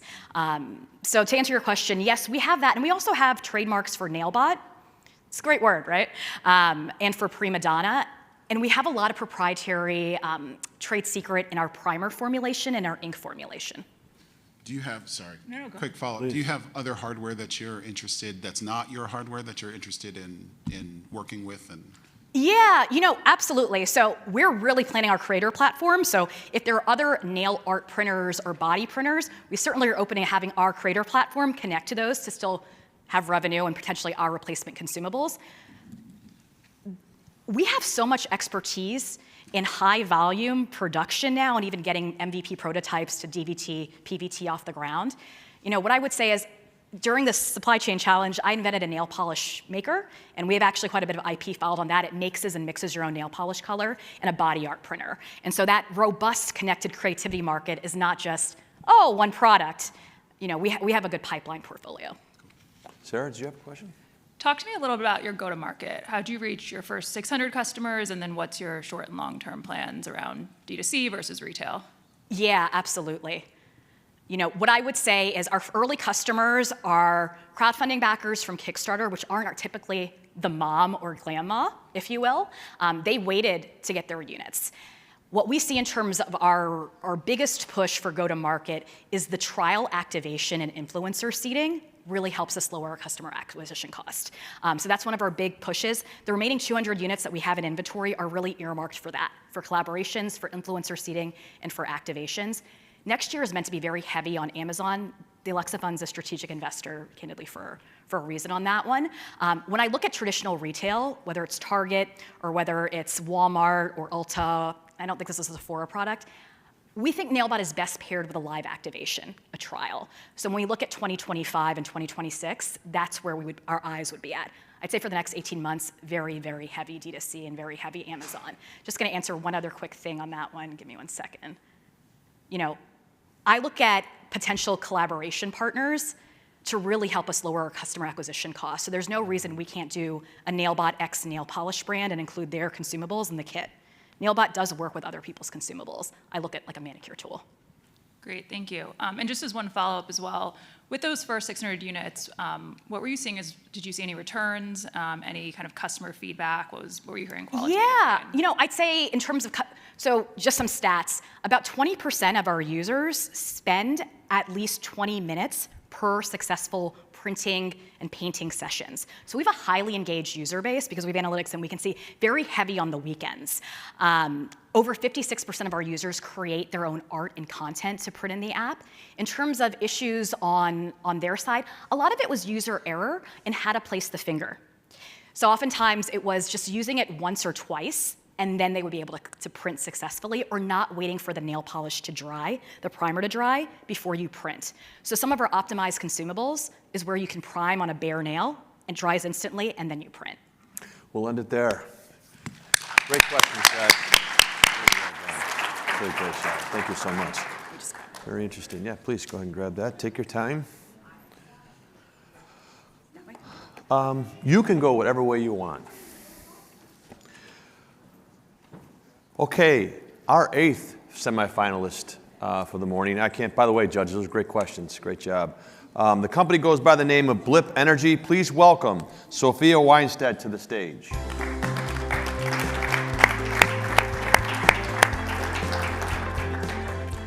Best of luck. Thank you very much. You'll do great. Thank you. Thank you. Yep. Thank you all. So at Blip Energy, we are building smart batteries today to build a better, smarter grid tomorrow, because today our grid is facing unprecedented challenges. Changing weather patterns and increased energy demand means that on average, 500,000 Americans lose power every day. It costs more than $150 billion annually, and existing solutions are insufficient. I saw this firsthand, working at Tesla on their energy program, deploying great technology that's only available to affluent single-family homes. Gas generators provide a more cost-effective solution for backup, but they emit dirty and dangerous fumes. And a growing category of camping batteries provides outdoor-focused power at a high cost and without grid interactive capabilities. We've built a product to bridge that gap. A flexible smart home battery that not only provides critical backup power to households, but also helps them save money on their energy bill and gives grid operators the data and tools that they need to stabilize the grid and lower their costs of operations. And while Blip can integrate with a complex energy system, it's as easy to set up as a smart speaker. Plug it into a regular wall outlet and connect a power-hungry appliance, and Blip's algorithm will modulate the battery and save money on a daily basis. In case of an outage, move it where you need it, and you have 2.2 kilowatt hours of backup power, enough to run a fridge for 1 to 2 days, an oxygen machine for about a week, or charge a laptop 40 times. Our founding team's experience gives us a right to win in this space. I've built IoT consumer electronics like Roomba, and with an MBA and a master's in product design, I brought human-centered design principles to Tesla and Exelon. My co-founder, Chance Cobb, brings a wealth of experience optimizing utility operations, as well as navigating federal policy with his time at General Electric. With our powers combined, we have built a product that individuals and grid operators both want and need. And our innovative approach is validated and supported by the Department of Energy with a $1.1 million grant to accelerate the accessible deployment of batteries. We've proven product market fit with letters of intent totaling more than $5 million in revenue from our strategic distribution partners, and we're unlocking that pipeline with upcoming pilots, including with Reactivate Community Solar and Nicor Smart Neighborhoods. And our model mirrors that of Nest Smart Thermostat. Mass adoption of low-cost hardware, which unlocks the bulk of our business revenue from grid operators, who purchase access to our distributed battery capacity in order to stabilize the grid and lower their cost of operations. This model means that we're lowering hardware costs to individual households while also increasing our customer lifetime revenue as compared to a battery on its own. And by building a truly accessible energy system, we're unlocking a massive market. We are defining a new category in the grid edge industry, which is set to gain $2.4 trillion over the next 10 years. And we're poised to capture this growing market, which is driven by grid vulnerability and new policy incentives and support, including here in the state of New York, which has one of the most aggressive energy storage implementation plans in the country, which is one of many reasons that we are excited to build our company here in Buffalo. Western New York has built a unique and impressive ecosystem for battery technology, with research, testing, and manufacturing facilities, all on a bed of strong regulatory support from the state, from the city of Buffalo, and from organizations like NYSERDA, who have been encouraging us to locate here since this company was just an idea. We've been building connections at Launch New York's Eco Incubator, with National Grid, and with New York Best. And we're excited to join innovative battery companies like Veriti Parente, like SparkCharge, who are already building product here in Buffalo. And that existing manufacturing presence, plus a workforce with battery expertise, means that Buffalo is a perfect place for us to do final assembly and distribution. My ask for you all today is to select us for 43North's 9th cohort and to join us in building a better, smarter grid for all of us. Thank you, and go Bills.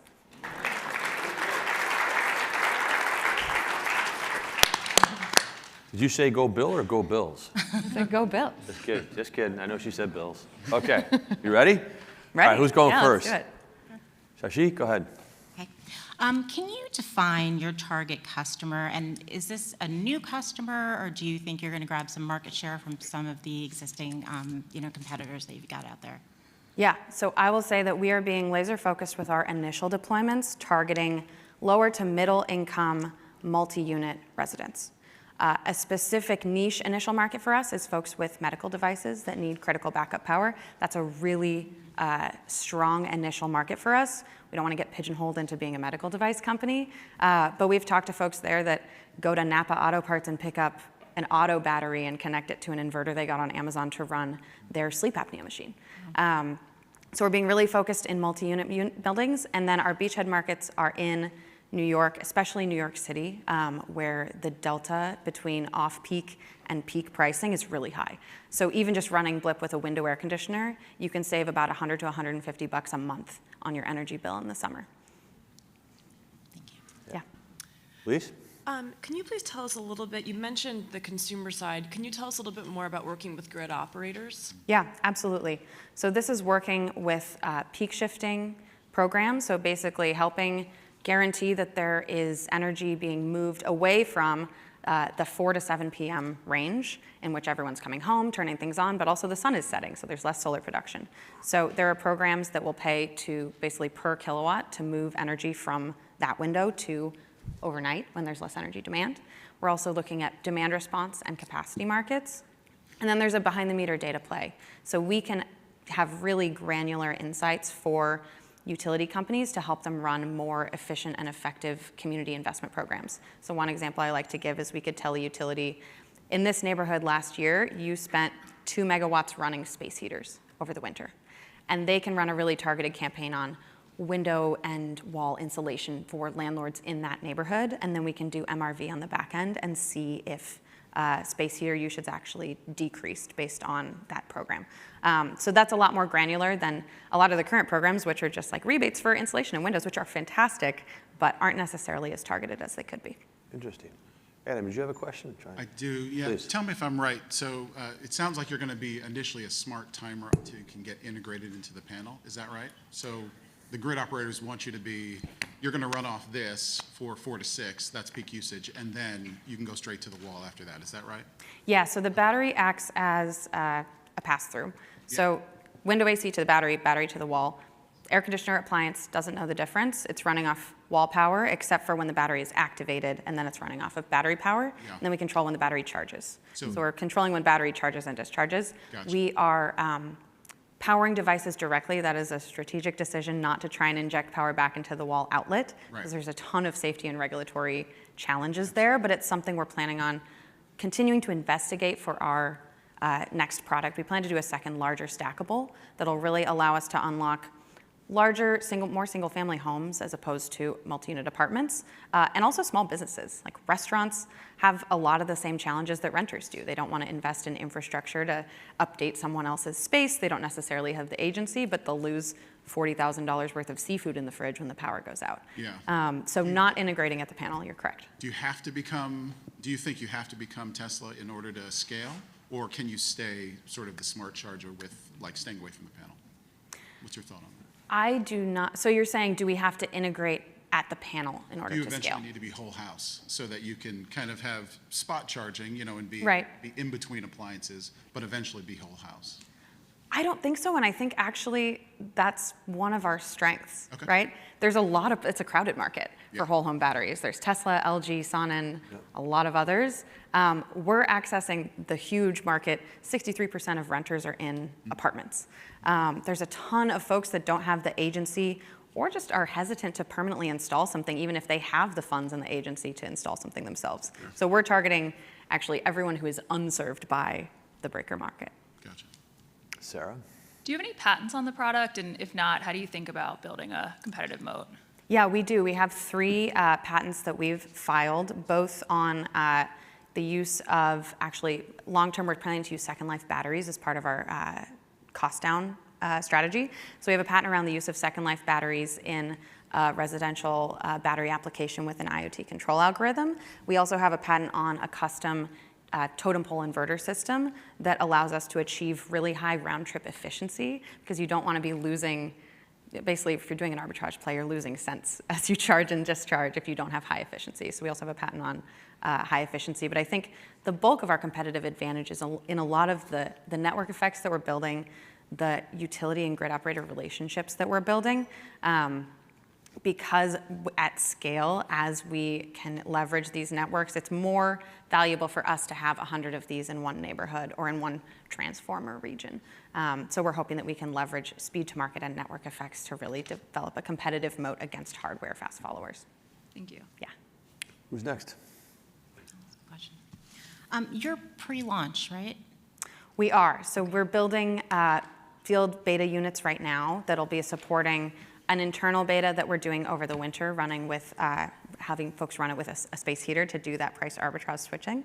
And then that's validating a few last things. One primary one is home Wi-Fi sufficient, or do we need to add a cellular chip? And then we'll be using similar hardware for ongoing pilots, but we are pre-launch, pre-revenue. So if you are chosen as a winner for 43 North, how can they best support you as you kind of make that next step? Absolutely. So we are connecting with Viridian Parente around battery manufacturing ecosystem here. We have a short run manufacturer that builds hundreds to thousands of units that we're working with outside of Chicago, where we're based now. But we're really looking to leverage this battery ecosystem to build and scale manufacturing here. So connections to manufacturers is a primary one, and then the support of New York State federal organizations as we begin to scale manufacturing. I think that's our next biggest challenge is working in those areas where Buffalo is really strong. We'll have to end it there. Great job. Very interesting. Thanks so much. Thank you so much. Thank you. Great job. Take this up. Thank you. I think you go that way. Thank you. My pleasure. You going to sing for us or something? What do you got going on here? Okay. Well, welcome, I believe, our 9th semifinalist. Her company is called Moxie. Please welcome Alicia Tulsi to the stage, please. She is.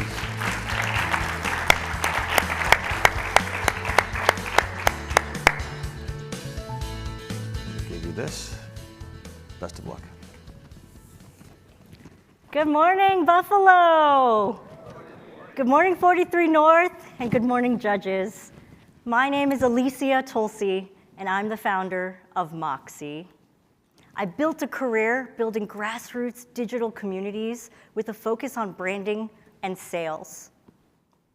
Moxie is a product and platform trusted by nurses across the country. And I named the company Moxie because nurses are Moxie.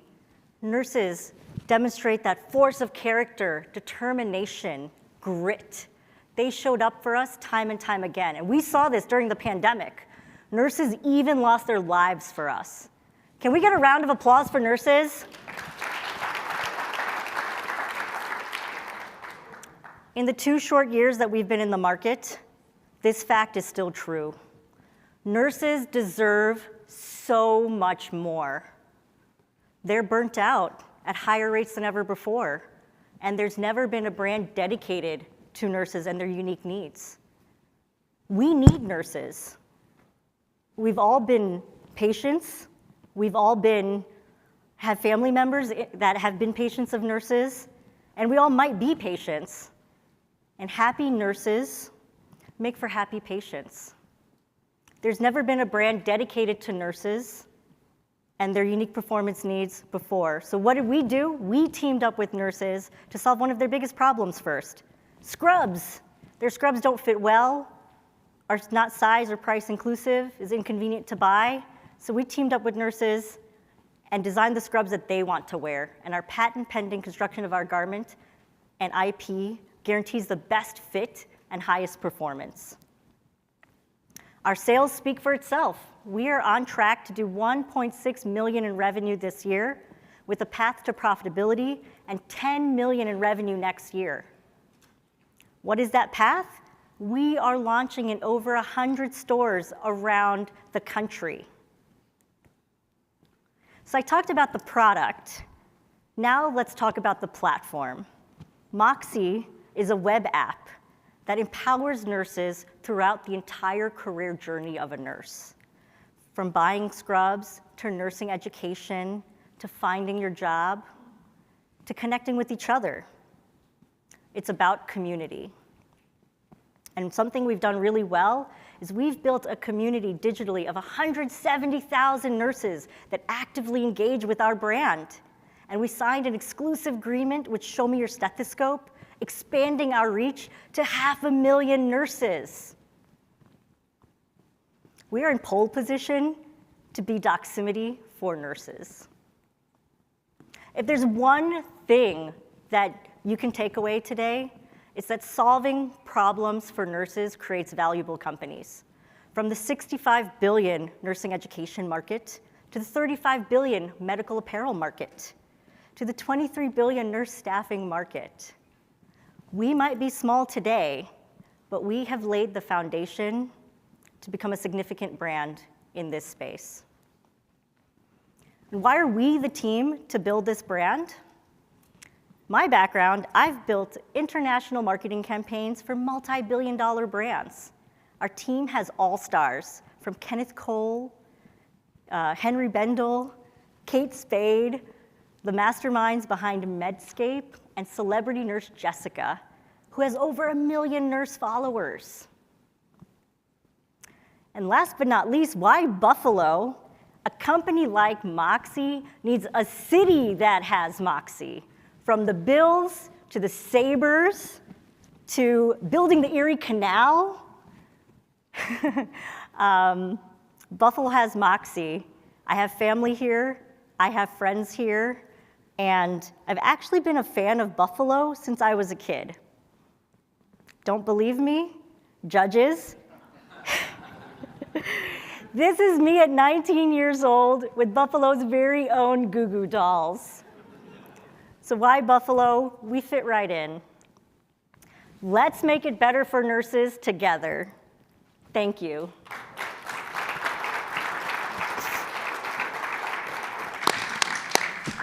Well done. Okay, who's going to kick us off, judges? Shashi? Great presentation. So the healthcare apparel sector is super competitive, as you know. Can you talk a little bit about your strategy to expand market share? And then a quick second question, there's a massive decline in nurses in particular, right, especially over the coming decade. How do you anticipate that kind of affecting your business? Yeah, two things. So first and foremost, and great question, by the way, we're actually the first direct-to-consumer lifestyle brand for nurses. There was no brand like us before.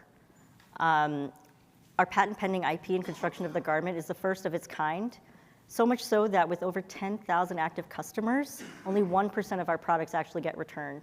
Where in traditional apparel, it's 30 to 40%. So we have a superior product. Addressing the decline in nursing, this is a short-term problem, which is exactly because of burnout. And that's what forced me to really think about how can we do more for nurses other than put them in great uniforms. And that's where I said, gosh, well, we are partners with all of these associations and companies. We're their uniform. We actually official partner to the American Nurses Association. They endorsed us as the brand for nurses. And so this platform empowers nurses to remove the friction in nursing and creates the community around them so that they can support each other. And now you're seeing more younger nurses come to the profession, and they've been shopping online since they got their first paycheck. So a platform is what this generation of nurses needs. Adam, please.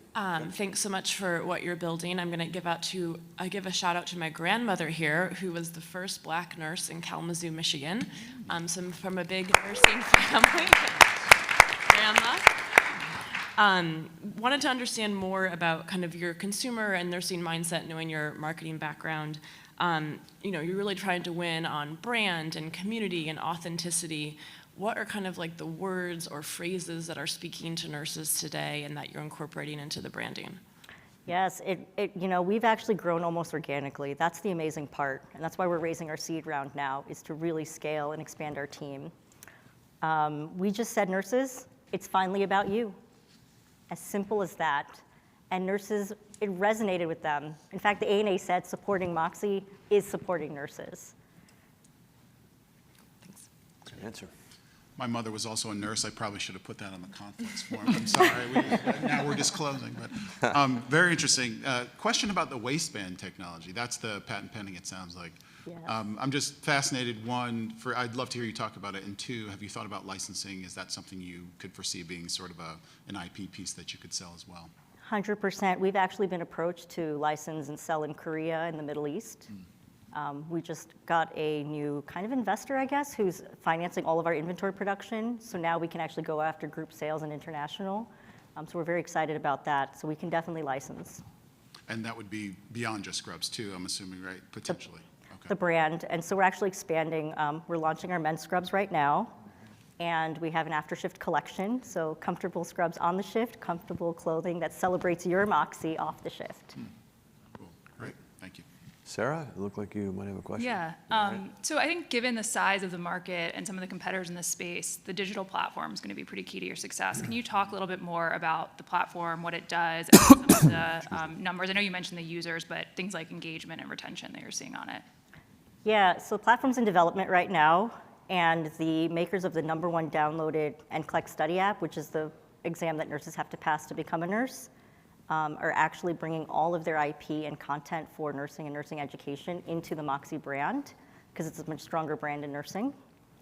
And they have about 200,000 nurses.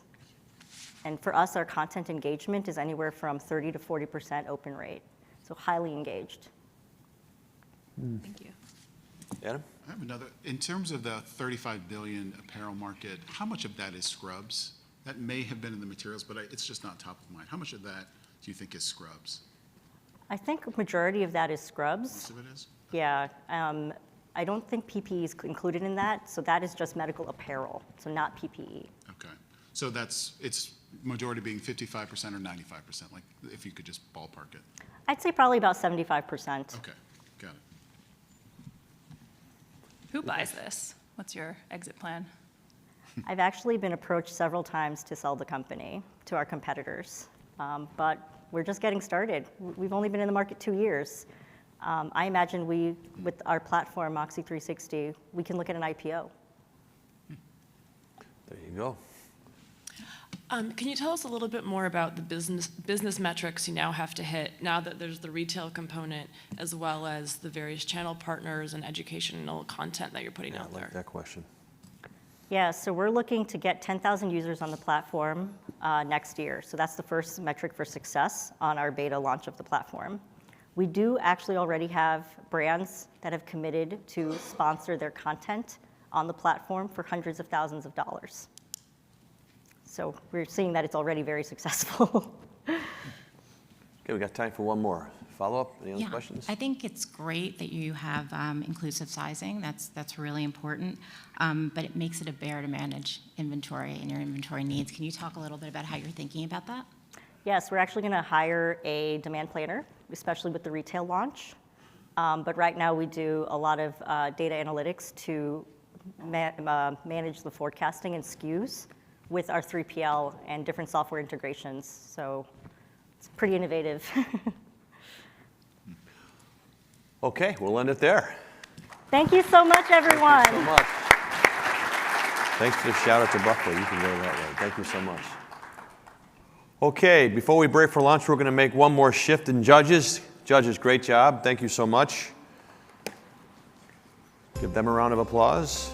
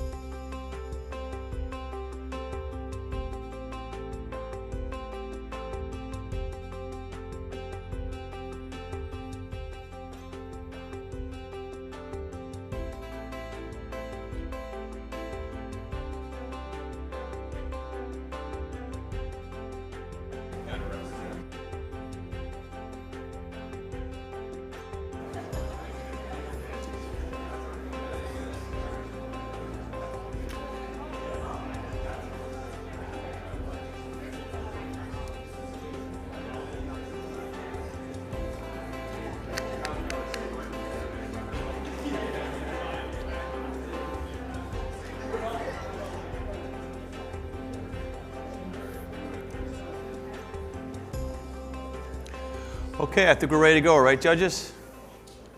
We got some real veterans of 43 North. We're grateful to have some of you here today. So let's go ahead and meet our judges, and then we'll have one additional semifinalist, and then we'll break for a brief lunch, and then reconvene right at 12:45. So he comes to us from Las Olas, BC. Please welcome Scotty Lefkowitz.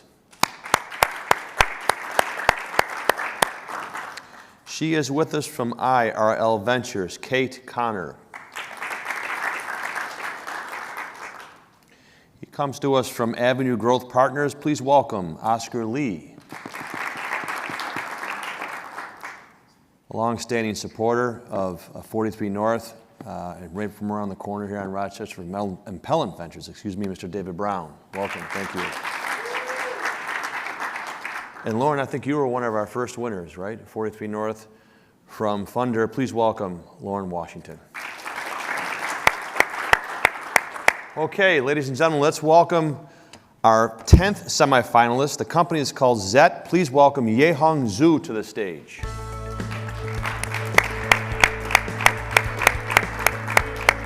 You ready to go? All right. This is yours, and I'm going to get out of your way, and the stage. Amazing. Thank you so much, Bill. Hi, everyone. I'm Yehong. I'm the CEO of Zet, and I'm here today to unlock your curiosity. Chances are, if you're a modern-day internet user, you've seen a screen like this. See some laughs in the audience. This is a subscription paywall. And when I was a journalist at Forbes magazine, I had colleagues who wrote for The Economist and the New York Times, Bloomberg, and the FT, and I couldn't read a single one of their articles, nor could I afford to read them on a journalist's salary. And in fact, I'm not alone. Billions of people every single day hit paywalls just like this, with a 99.7% bounce rate. So far, there hasn't been a legal solution on the market until today. Our product magically drops paywalls with just one click. Showtime, baby. Just like Spotify and Netflix, our secret sauce is IP licensing. We're one of the only companies in the world to have brokered these kinds of deals with news publishers. We've got the likes of Forbes, all the McClatchy properties, including Pulitzer Prize-winning journalism outlets. Actually, we have so many publishers, we couldn't even fit them all on this slide. Every industry has a business model, and historically, publishers have had two. The first is ads, and the second is subscriptions. This was true back in the print days of journalism, where businesses paid for ads on the front page of the paper, and people would subscribe to get a paper delivered to their door every single day. Now, these models have been copied and pasted to the digital era, but they don't work so well because the trends for how consumers are consuming are changing. Today, people browse the internet and they find links article by article across social media platforms, search engines, and tech providers. That's why our business model innovation is the third pathway, pay per read. So why do publishers work with us? 3 reasons: revenue, audience, and data. On the revenue side, we have 70-30 splits with publishers in terms of our revenue share, meaning that every time you unlock an article, a journalist gets paid. Audience-wise, we provide access to Gen Z and millennials, which historically a lot of newspapers have struggled to reach. And finally, data is the new digital gold. And with third-party cookies going away, a lot of newspapers are relying on tech providers and platforms for the information that they need to run their newsrooms, including the content that people like to read. The media industry is worth a whopping $36 billion globally, despite a tiny 0.36% paywall conversion rate. We plan to expand the market by 100-fold. So instead of 3 people getting access to paywalled content out of 1,000, we want that to be 3 out of 10. Our margins on this business are 30 to 50% based purely off of revenue share deals with publishers. Taken together, we have what it takes to build a repeatable formula and a generational business. Our business model is very simple. 1 subscription, all the best stories of your time. Our pricing starts at $9.99 per month for 30 stories, and it scales up from there. This differentiated price allows us to cater to both casual readers who are more budget conscious, as well as news junkies who want to read it all. I'm building the exact product that I wish existed in my life, and I have the background to do it. I'm the immigrant daughter of a journalist and an engineer. I studied philosophy at Harvard, built products at Twitter, and wrote articles for Forbes. I was actually recently named Forbes 30 Under 30 in Media for 2023, and I've recruited a world-class team to help me. In fact, our team is comprised of media insiders and startup veterans. My CTO, Alex, has been building ed tech products for the past 10 years from the ground up. My chief of staff, Axel, has spent a career building media relationships with publishers. And I have a background in both consumer technology and the editorial side of the industry as well. Our traction to date: 109 publishers closed, with a path to 1,000 by 2025. We're in the top 0.1% of paywall integrations because we've integrated with all of our publishers up until now. We have 50K registered readers on a path to 100,000 by 2024 and 1 million by 2025. Most of all, we're capital efficient, having done all of this with just under $2 million raised from top VCs in Silicon Valley. Buffalo is our next frontier. We have a target market of both Gen Z and millennial audiences here. In fact, the average Buffalodian is under 40 with an interest in both local and national news, exactly who we're trying to target.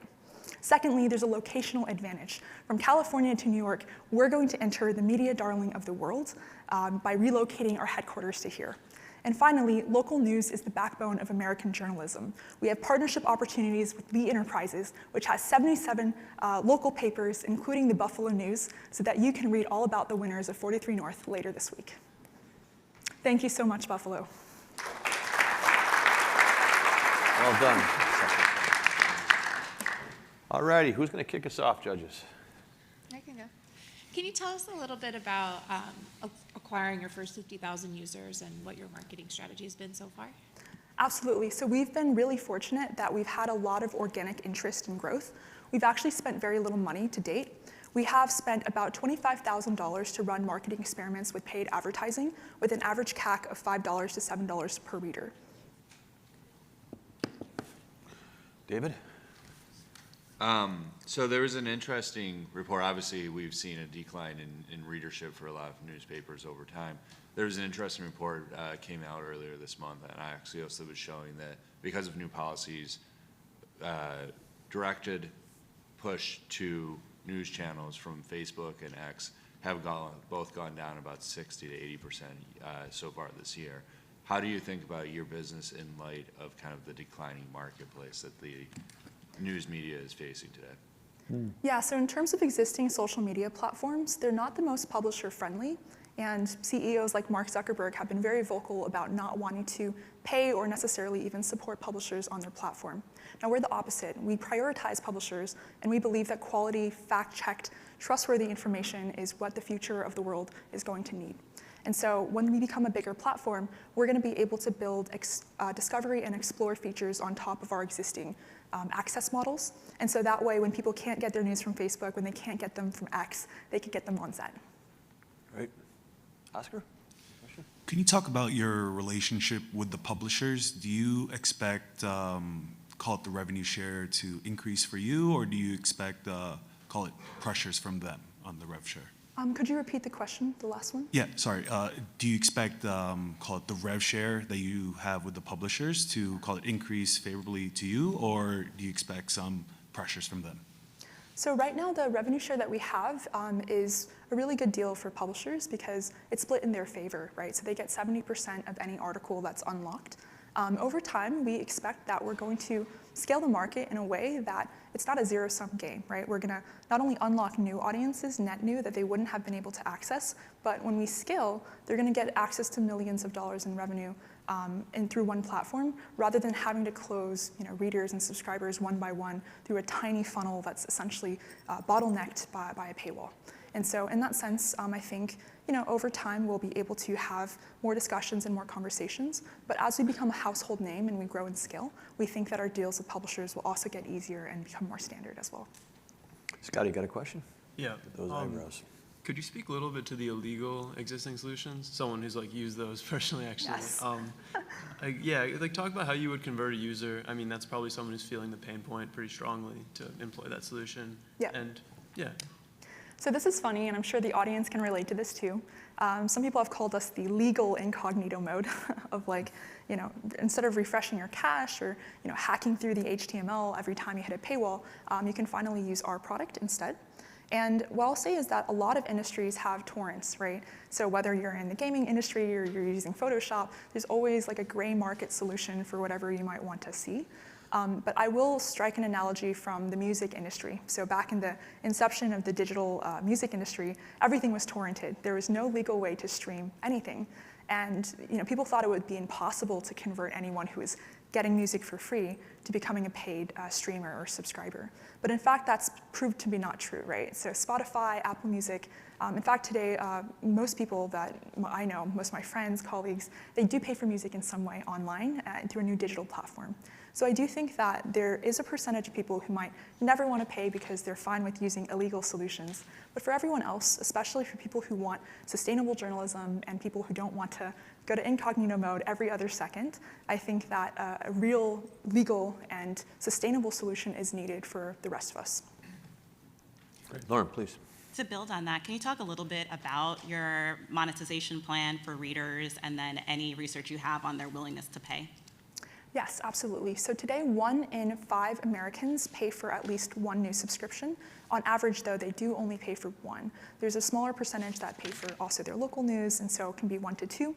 But right now, news is kind of expensive, right? So the average newspaper subscription per month is about $14.99 to $15.99, and our prices allow, let's say, a streamlined entrance into the market for people who, can't afford that, or maybe can't afford an additional subscription on top of what they already subscribe to. And so in terms of market research, the Neiman Lab published that 2 out of 5 Americans would be interested in paying for news if they didn't have access to existing sources behind the paywall. So as paywalls start to exponentially increase, the number of people who want more trustworthy sources also begins to increase over time. Thank you. Kate, do you have a question? Dave, question? This is a dual-sided question, but have you been able to show conversion from single-use users on your platform to subscription for the publication? And then conversely, are publications concerned about losing their subscribers to your platform, and have they expressed any concern there? Yeah, great question. So we've taken inspiration from existing, let's say, sample boxes. There was a perfume company that sent samples out of different scents to a lot of CPG users. The perfume houses were worried that they would cannibalize their sales of the bigger, more expensive perfume, but actually studies have shown that their sales increased over time because users who were not previously familiar with their brands or their products became familiarized. So we call ourselves the gateway drug for journalism, right? And in doing so, we're able to provide affiliate links through our product. It's actually on our roadmap right now, so that people who are spending a lot of their existing credits don't have to waste all of them on the same subscription. So they can basically have a direct, let's say, discounted subscription to the publisher themselves. Mm-hmm. And that's something that publishers are really excited about. In terms of your second question, cannibalization, we actually think that publishers are competing and almost cannibalizing amongst themselves right now. So if the average user only has 1 subscription, maybe 2, they need to decide what subscription among different platforms they need to subscribe to. And they're not, I think we're trying to expand the market, so it's kind of a different play. We'll have to end it there. Great job, really. Wonderful. Thank you so much. You did a great job. Thank you. All right, we're going to take a little break. First of all, I want to say I think all the competitors up to this point have been very, very prepared. The judges, you guys are doing a phenomenal job. Thank you so much. Like I said, we're going to break for lunch. We'll be back at 12:45, so let's be ready to go. We got 5 more to go, and we're very grateful to all of you for being here. Thank you.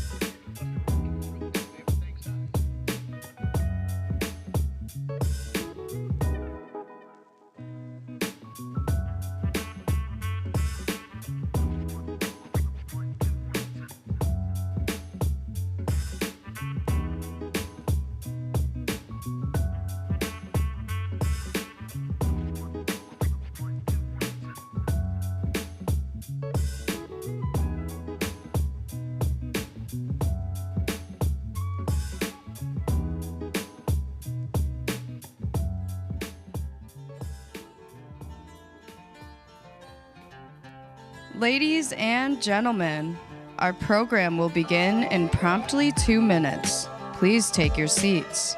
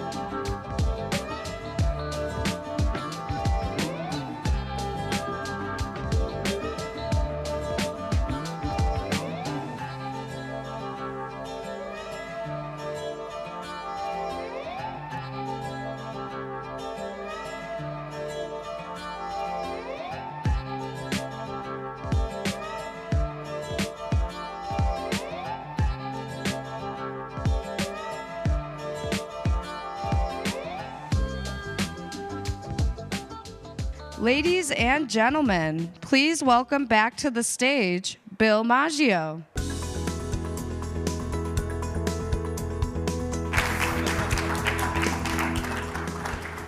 All right. Thank you, first of all, so many for coming back. I know the 5 remaining semifinalists will very much appreciate it. Scotty, Kate, Oscar, Dave, Lauren, you guys ready to go? Okay. This is going to be our 11th semifinalist. Please welcome to the stage Derek Johnson. His company is Encounter AI.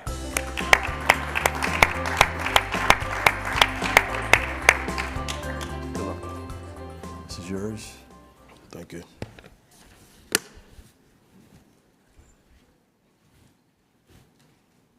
Alrighty. Encounter AI, revolutionizing the frontline industry, leveraging artificial intelligence. How often have we went to a place that we love, expecting it to be open, only to find it closed? It's not even closed on the outside, it's also closed on the inside, a deficit of the 2 million folks that chose not to go back to the restaurant industry post-COVID. It's also reflective of a structural change, a change where now most of the revenue tied to restaurants are going through a drive-through, a physically landlocked space that hasn't changed in generations. And when you do find help, you see the stress, you see the frustration where there used to be joy. We believe there's another way. How's everybody doing? I'm Derek Johnson, grew up on the south side of Chicago. The Jetsons taught me that there could be a future where machines and people work together. X-Men taught me that diversity comes in all shapes and forms. And I used to dabble with Radio Shack kits, and that got me ready to go into industries. And it formed the foundation of the vision that drives Encounter AI. Our first product, meant to empower and augment workers versus replace them. For the average drive-through worker, they may touch that screen that you oftentimes see 10,000 times a day. We help accelerate that using automation. We also help them understand better, so that dreaded question that you always hear as a customer, can you repeat yourself, happens less with our solution. How we accomplish this? Behind the scenes, we integrate with the lifeblood of the restaurant. Their point of sale system, their communication system, loyalty and payment, to get an overview of what goes on and how to make them be more efficient. We're also able to accomplish that with a collaborator of ours, SRI International. Don't mention this, but they work on top secret stuff I can't mention. And more importantly, we're using their billions of dollars in research in the speech recognition space to now power restaurant drive-thrus. Bottom line, we've tested this technology. It's hit high level accuracy of the last year through our development, and it's now amplifying staff in our early companies. But let's talk hype versus reality. Del Taco most recently started exploring the space, and on record they're saying, hey, the solution that we tried can only handle 70% of these orders, but it's actually upselling a lot, so we'll settle for it. The second example, cost. Over at CKE, they own Carl's Jr. and Hardee's. They say, hey, we actually can't deploy these in different neighborhoods because the return on investment isn't there. We're solving those things here at Encounter AI. One of our early customers we've worked with, we took their late night shift. As you can imagine, it probably doesn't have King's English, oftentimes slurred speech, and battle tested our solution in that environment. At scale, we now have, replicating this playbook, over 100 Main Street customers that we can target, and 500 enterprise customers that we can target at scale. Going to market, we've discounted our early design partners because they help us get here today. And at scale, we're going to be charging $12.99, and easily with 10,000 stores, we're able to hit $100 million in revenue. Our world-class team of dreamers, hackers, and hustlers. Our stellar advisors from Stanford, restaurant professionals, and data folks. But why Buffalo? The most important question here. At the micro level, there's thousands of restaurants that we can bring our solution into today that we can easily enhance with. But at the macro level, they also have talent here out of UB, specifically in the AI and data science fields that we need. Also this tech ecosystem that has brought us here and been gracious to us. But more importantly, Delaware North, one of the largest operators in the space, over 55,000 employees, specifically in the restaurant and food sector. Those folks are here, pivotal for our growth, and we'll be happy to partner with them as we move forward. So at this point, I'm going to bring on my partner and friend, Doug Smith, and we'll start to do Q&A. I'm Derek Johnson. This is Encounter AI.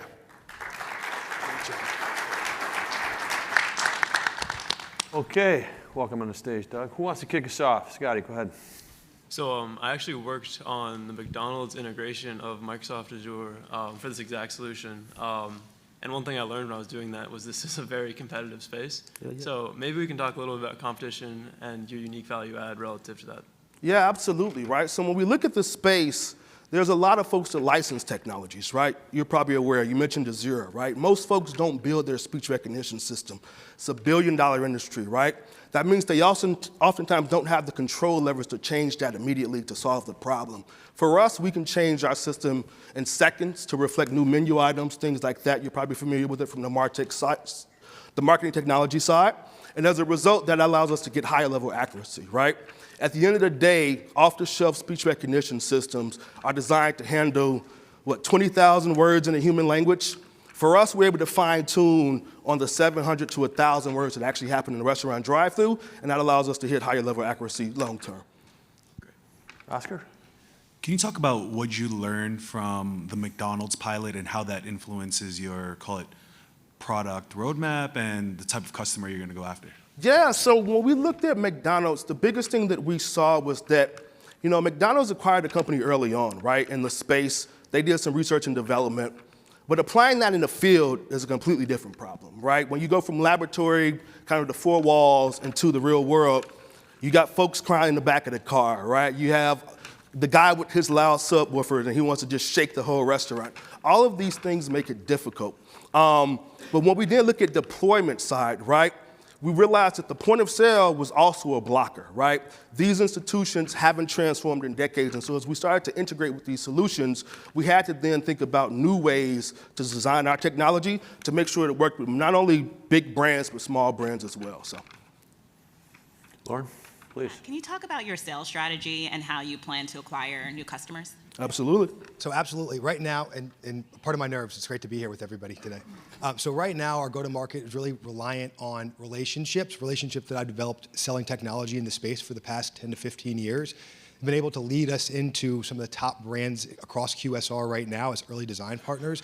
Further, being able to convert those early design partners into actual customers, right? That are attempting to deploy the solution right now and looking to pay, again, to optimize labor within the restaurants. So yeah, hopefully that answers your question. Can you share with us a little bit more about what's proprietary about your technology and potentially some other use cases, maybe outside of the drive-through space? Yeah, so absolutely, right? So what's proprietary for us is we own our speech recognition system, right? Yes, it came from SRI, but as a part of our deal, we've just passed the fiscal threshold where we own it, right, end to end. That's important because it's the lifeblood of how speech gets into any digital system. Second to that, we have built out middleware, right? So if you think of the core components of this system working, you have speech recognition that brings the audio in. You have text-to-speech, which is oftentimes what most folks associate with an Alexa or Google Assistant sounding voice. And then the middleware is what we've had to customize to really handle over 70,000 menu items, right? And so inclusive of that, that's the core technologies that we've developed, right? We're able to then fine-tune that to hit, for example, the 200 to 300 millisecond latency that you need to actually have a dynamic conversation in real time. And at scale, all of that's been developed internally by the folks that work for us. So. And I'd add to that, again, any retail customer-facing opportunity where a consumer's placing an order is an opportunity, right? So think banking long-term, think pharmacy long-term, and aside from just the restaurant space as we master this particular category. In the near term, some additional use cases that are available outside of just taking orders would be transcribing them and just turning back over that data to operators now, right? How many times was your milkshake machine, a consumer told that the milkshake machine was not working today, right? What type of real-time insights can we provide operators that help them run better restaurants is beyond just, again, helping power at their drive-through in the current. Well, wonderful. Thanks, guys.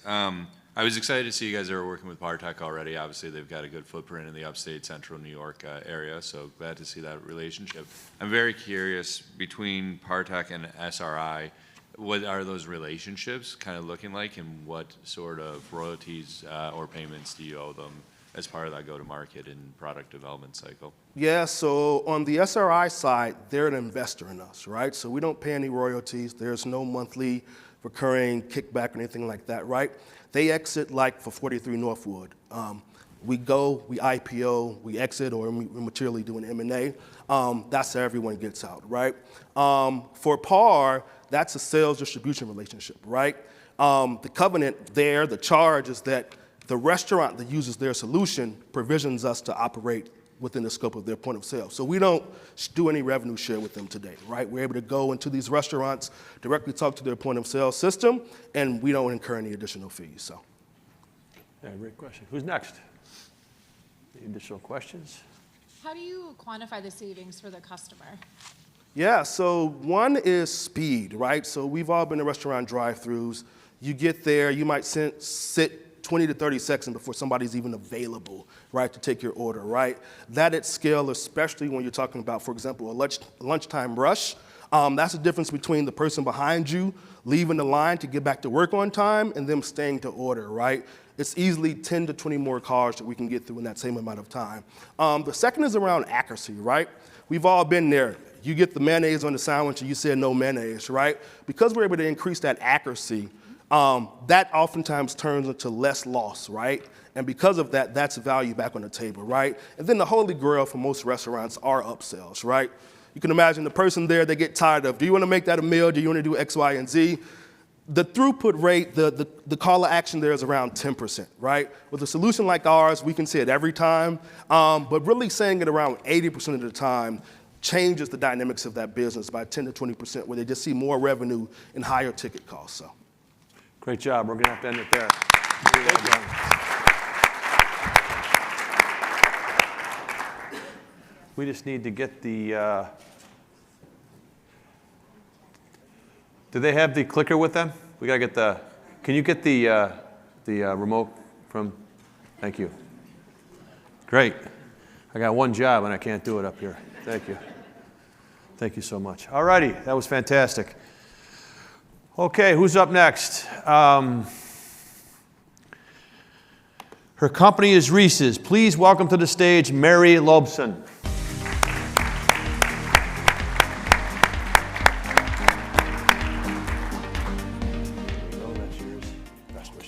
Thank you so much. Good afternoon, everyone. It's great to be here. Thank you for inviting me. I just want to give a content or trigger warning before I get started that I'm going to be talking about sexual assault. So feel free to step out if that makes sense for you. So thank you so much for having me. As I said, my name is Mary Lobson. I'm from Winnipeg, and I'm the founder of Reese. Every 68 seconds in this country, someone experiences sexual assault. Yet only about 5% actually report to police. That's a significant amount of harm that is going unreported across campuses, communities, and workplaces. And often there are no clear pathways for people to be able to report. It's a $3 trillion issue. And for campuses, for corporations, for organizations, these are employee-related costs, insurance, legal and investigations, settlements, and fines. It's a staggering number, and the US is not unique in this. It's a global issue, and Reese is a global solution. I founded Reese to really address campus sexual violence. We launched in September 2020, and since that time have expanded use into bullying, abuse, harassment, discrimination. We created the platform so it could be highly customizable with reporting pathways that we could change really for any operational environment, any sector, any industry, and different reporting types. We also created an anonymous chat feature to be able to communicate with users on the platform. Reducing barriers to reporting is essential for creating change and addressing this issue. We know that early identification of problem behaviors and potentially individuals can help mitigate risks and minimize costs for both the organizations as well as for their members, their employees, and the people that are part of those groups. We also talked today a lot more about cultures of safety. And that's an important part of members and employees who feel safe that they have pathways to come forward. Our total addressable market is significant. We really believe that anywhere people gather, Reese could be there. We now are about 300,000 people who are part of the Reese community across sectors and industries, and these are some of our partners.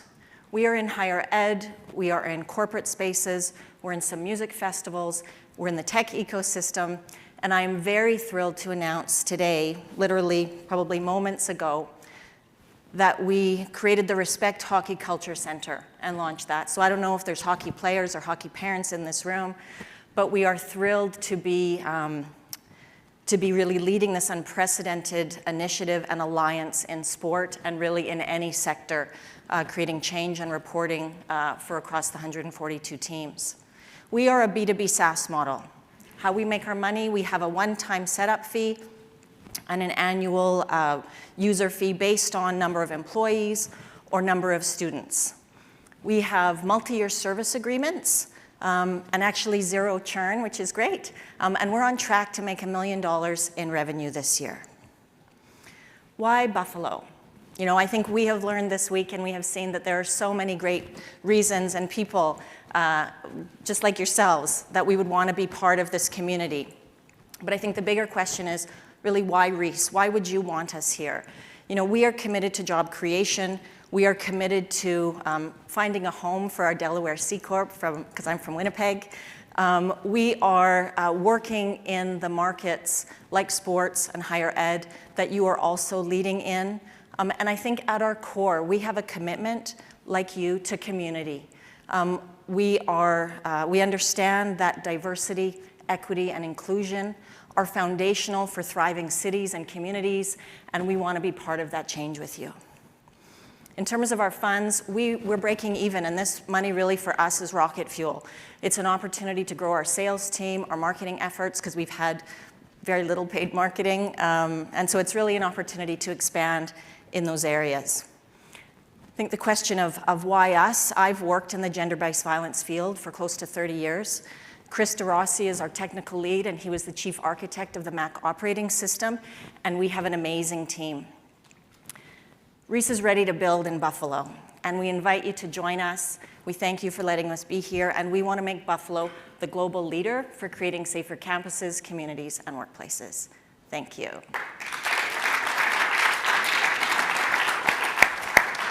Well done. Great job. Please, let's get down here closer to the judges. All right. Who wants to kick us off? Okay, please. Hi, thank you so much for sharing with us. Can you tell us a little bit more about utilization and conversion to the end consumer? I know it's one point to sell directly to institutions, but then another to actually get people to download the app and convert. Can you tell us a little bit about that process? Sure. We're actually a web-based platform. It's a great question, and we're very deliberate. We developed the platform in consultation and collaboration with survivors, institutions, police, all the folks that would kind of be involved in this. When we engage, we really think of it as a partnership. We're not a vendor selling a product. And so we have marketing assets. We work with those institutions to see how do we best reach their user groups. And we've created now strategies that can be duplicated from sector to sector. So for instance, in higher ed, we have co-branded posters, wallet cards, bookmarks to sit in the library, video monitor content. And so we're really engaging with the institution, company, organization to help socialize and get the information out in their communities. Great answer. Follow-up? No? Dave? Lauren, please. Can you talk a little bit more about how you're approaching privacy and anonymity, and then what does it look like when someone submits a report, and what's the process after that? Absolutely, that's a great question. So we knew that we would be held to a super high threshold when we developed this. And so we used something called privacy by design, which really thought about privacy and data security through the entire experience, both as from the user perspective, then also from the organizational perspective. All of our records are encrypted. We actually can't access the records, nor can the institution, until such time as a user decides to send that to them. So it's password, passphrase, protected by the individual who creates the records. They go in encrypted by PDF, and they're password protected as well on the recipient end. What was the second part of your question? What happens after? Oh, what happens after? So a user, and this is one of the things that really differentiates us. We enable a user to create one record, save that record. They can edit it, they can come back to it. We know that the trauma memory can come back over time, and so people can come back to that, and then they can choose from any or all of the reporting options so that the customer can really assess and create whatever pathways they want for reporting. So a user can choose from any or all. They can maybe today to do one type of reporting, next week decide to do another. There's also information about supports and resources on there, and then this anonymous chat feature that we created so they can actually, even before they're ready to fully come forward, engage with the institution. Great. Oscar, please. Pulling on that same thread of competitive differentiation, what else kind of differentiates you guys from the other competitors in the space? Yeah, that's a really key one, the ability to create a record, save that record. We really considered trauma as we moved through the platform and developed the platform, and I think as we speak to our customers, they really value the way we thought about trauma and psychological safety from the user experience. We also have a feature that we call repeat perpetrator identification, which is really important. In the case, certainly looking at hockey, we can think about a coach who might work here in Buffalo and go work for the Kelowna Rockets in 2 different leagues and 2 different systems, and the ability to identify those early on. So those are some key ones, and I think the one about privacy and data security is another one. Often Google Analytics, I don't know if anyone's here from Google, but Google Analytics can be great, but there are a lot of privacy concerns when we talk about something especially so sensitive. So that as well is another point of differentiation. We get that for sure. David. Mary, thanks for the presentation. You talked earlier about kind of a $3 trillion cost to the system and then had a very large kind of market TAM and address. Can you talk about how you think through what part of the market to address and kind of how your go-to-market strategy straddles such a large ecosystem? Yeah, it's a lot to think about, and we're a CDRL graduate, and we were focus. We started in higher ed.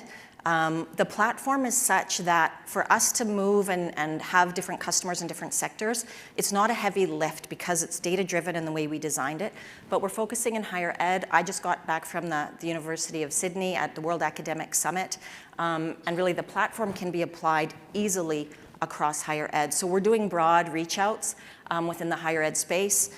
In sports, we're in football organizations, we're in volleyball, and now we have this huge partnership in hockey. So really kind of, I want to say, I don't know if I should say blitzscaling here, but moving into a sector and then really thinking about how do we go deeper into that sector, but also not wanting to spread ourselves too thin. So being really mindful of that as we move along. The other thing I'll say is we are, over these next couple months, really increasing automation within the platform. And so a vertical like music festivals, that for us would be a fairly kind of what we would say is a low touch vertical that we believe we can fully automate. So we'll be assessing kind of as we go, what are some of those verticals that lend themselves more easily to automation, so we can just get them and have them essentially as more of a SaaS, kind of self-service model. Scott, you had a question? Yeah. First off, congrats on the NHL deal. That's great. Thank you. So one thing I wanted to know, Mary, was a little bit more on the fit with Buffalo. Obviously, if you win the competition, you would move here, but you're planning on building out a marketing and sales team. Would that be here as well? Could you expand on Buffalo? Yeah, absolutely.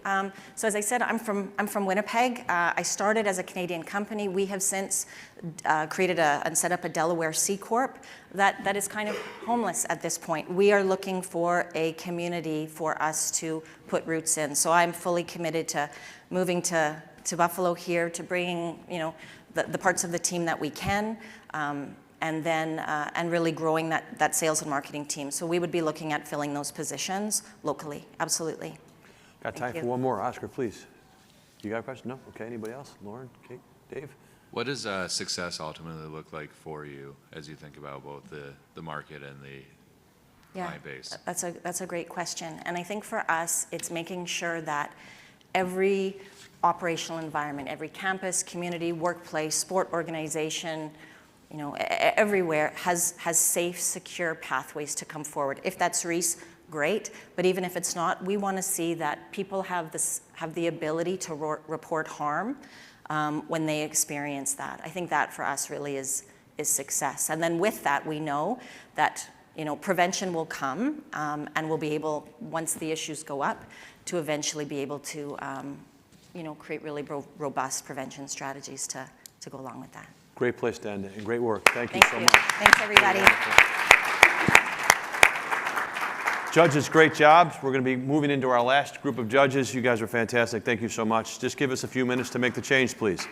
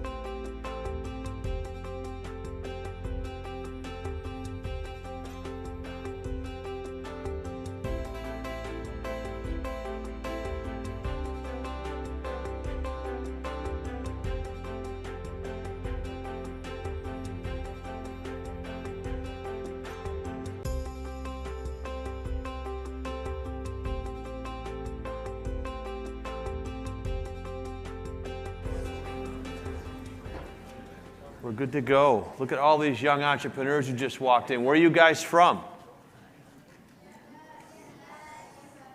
Okay, I think that means Elmwood Franklin, maybe? Yeah. If you guys want a t-shirt, see either Moore or Colleen. They might have something for you. I don't know. But just memorize those names, Moore or Colleen, right? Welcome. Let's give a round of applause to our young entrepreneurs who came in today. Wonderful. Okay. All right, we got our new set of judges here. I'm going to go ahead and introduce them, and then we're going to get into our 12th semifinalist. First, from Marquee Ventures, we have Eric Hammer. Let's give him a round of applause. Next, from Armory Square Ventures, our friends down the road, Anthony Santero. Welcome. One of our finalist judges from 2 years ago. From Diamond, 3 years ago, so that was close. Diamond Enterprises, please welcome Heidi Diamond. And last but not least, from Resi, please welcome Keenan Williams. You guys ready to go? All right, the company is called CAV. Please welcome Whitman Kwok to the stage. Thanks a lot, Bill. Your clicker's right here. Fantastic. All right.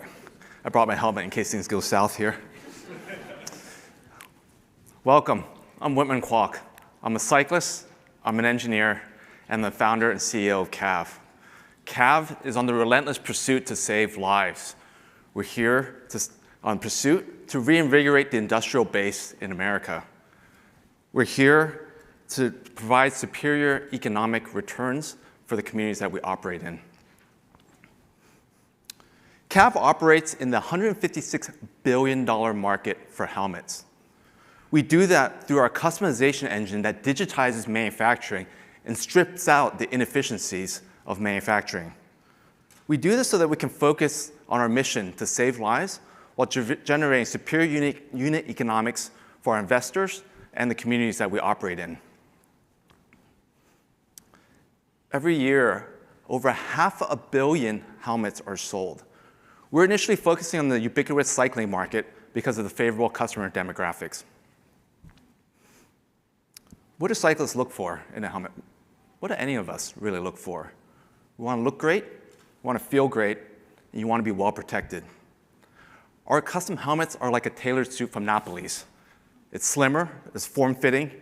They come in 8 billion sizes, one for every man, woman, and all the kids in the back. It offers better protection through our patented technologies. It's a combination of our design, but also the materials that we've developed. So what is that magic? What is that lightning in the bottle? It's everything between the website and the shipping dock. We've developed our own proprietary polymers. These are the materials that go into our helmets. We have our own 3D printers that make beautiful helmets. We have the entire software stack that we've built out, everything from data acquisition of measuring your head, to the customization of each individual helmet, to the automated production that streamlines our manufacturing. The result is a highly scalable and capital-efficient model. We utilize less than a quarter of the CapEx that a typical manufacturing company requires. The made-to-order model carries zero inventory.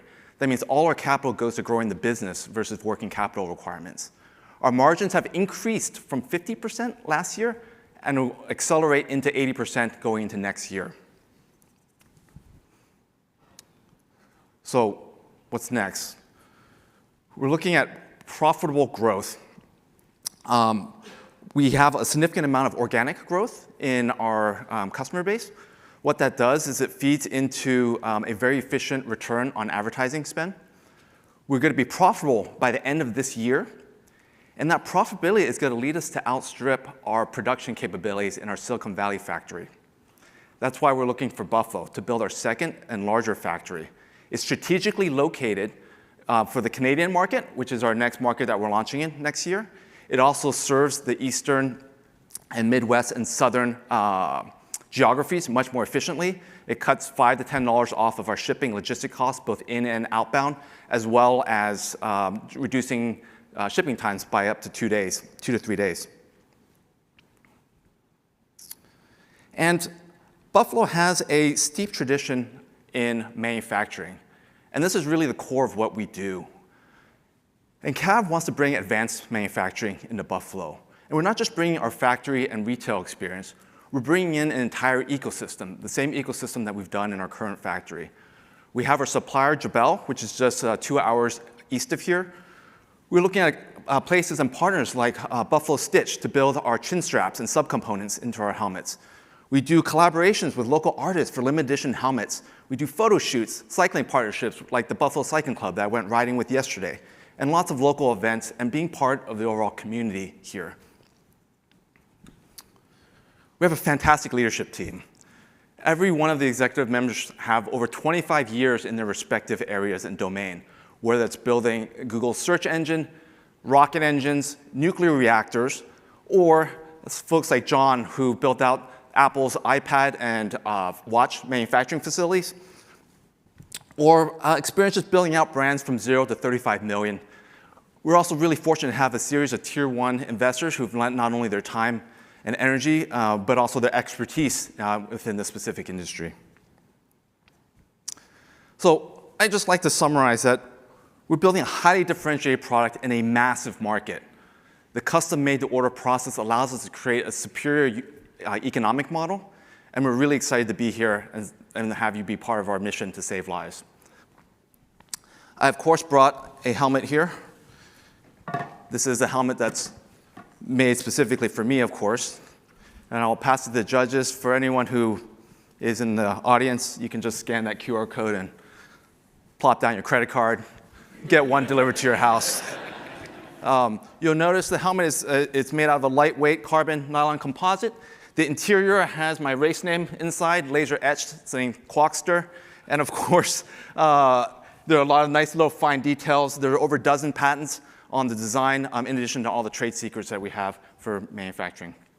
I would love to obviously open it up for Q&A. Okay, who wants to go first? Heidi, please. So many questions. Yeah, please.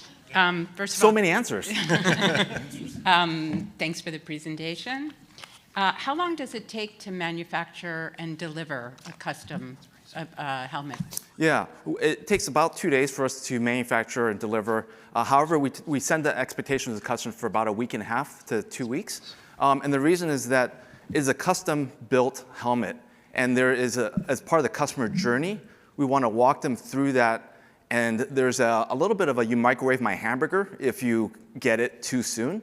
right? So we send a lot of notifications. We kind of get them excited, build them anticipation, and we found that 1.5 to 2 weeks is the sweet spot from the customer experience perspective. And You more got a question, Heidi? Please, no. Eric, you got a question? Go ahead. Yeah. So I assume this is really targeted at the premium helmet buyer. How big is that segment? When do you think you've reached scale in biking, and then what do you go after that with? There's a lot of levels to that question. Yeah. The $6 billion market is about 20 million helmets a year is for that premium market. Our strategy is very much like Tesla Model S, create a premium brand, and then you've got the halo effect to go down market. We believe with our manufacturing process, we can bring the price down to about $150 over time. But the goal here is to, we have limited production capacity, so we want to use that well, and we want to capture that top end, because from a branding perspective, that makes the middle tier much easier. The technology, to answer the latter part of your question, the technology and platform stack is a general purpose technology stack. So we've intentionally designed it so that we can go to verticals, whether it's other helmet categories or other protective equipment.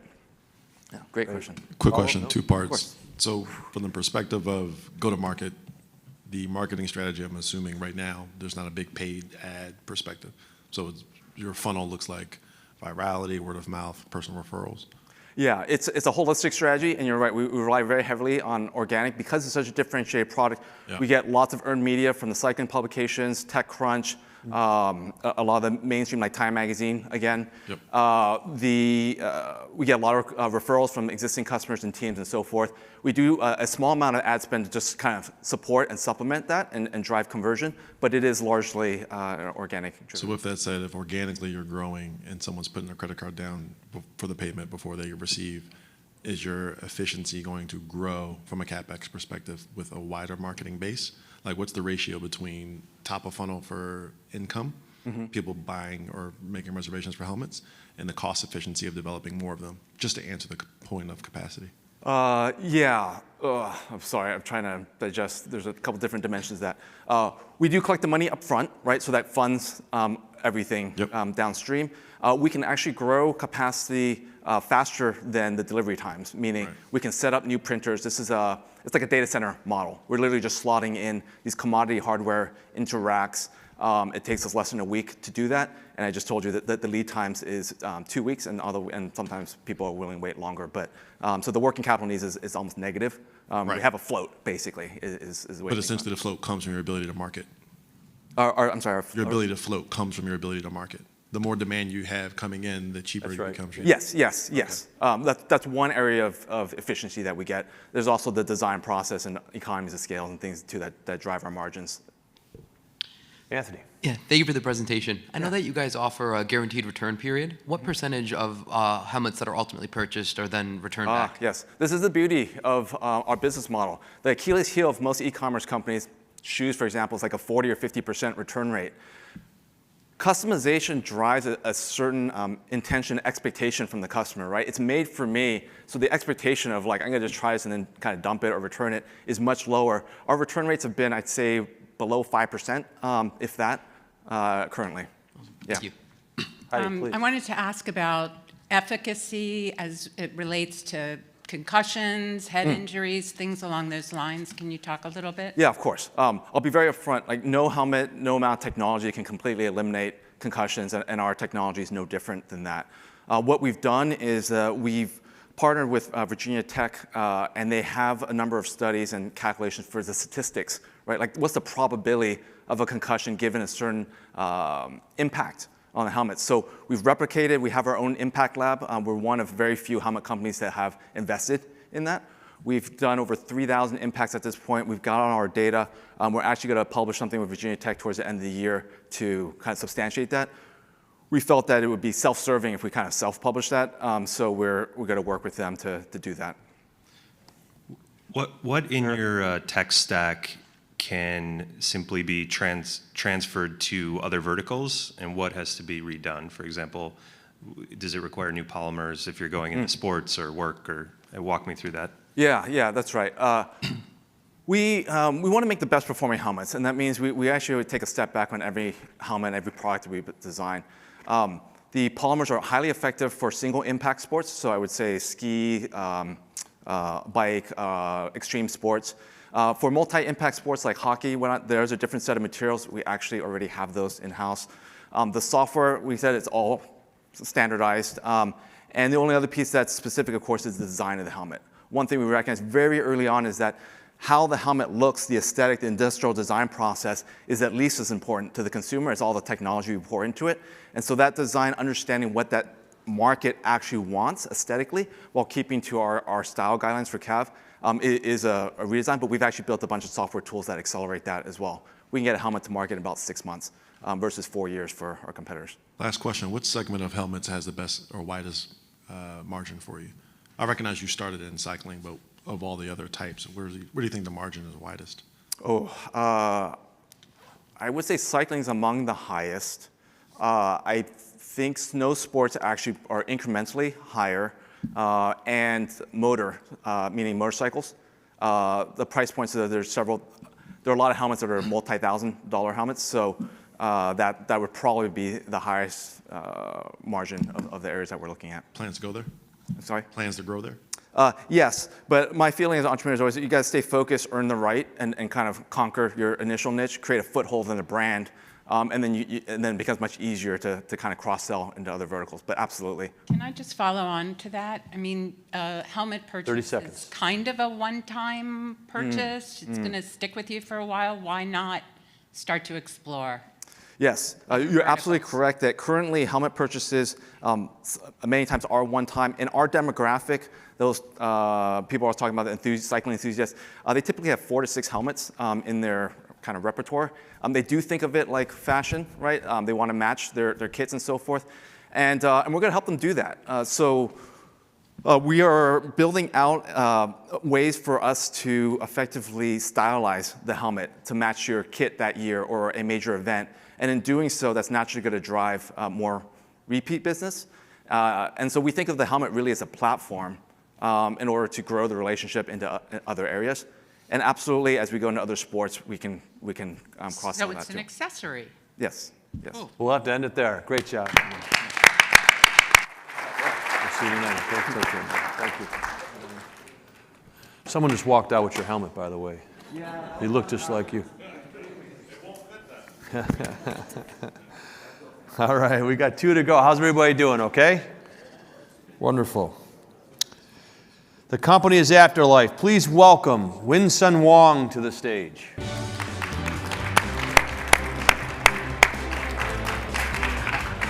This is yours. Thank you so much. The stage is yours, my friend. Thank you, Bill.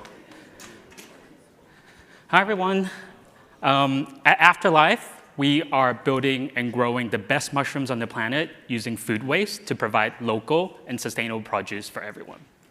Mushrooms is actually one of the best organisms in the entire world. It is a great waste decomposer. It can break down food waste, oil spills, and even microplastics.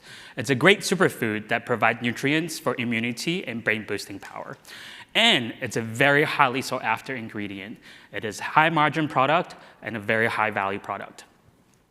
And the mushroom market is growing massively. In the US specialty mushroom market and the supplement mushroom market has been rapidly growing over the past few years. We're looking at a $5.3 billion target market that we're tapping into. We cultivate the best mushrooms, and we can claim this because we are the most sustainable. We are the only farm in the country to use food waste to grow mushrooms and divert that food waste from landfills so that we can reduce greenhouse gas emissions. We're also the best tasting. Just ask one of our customers, Tom Colicchio from Craft Restaurant.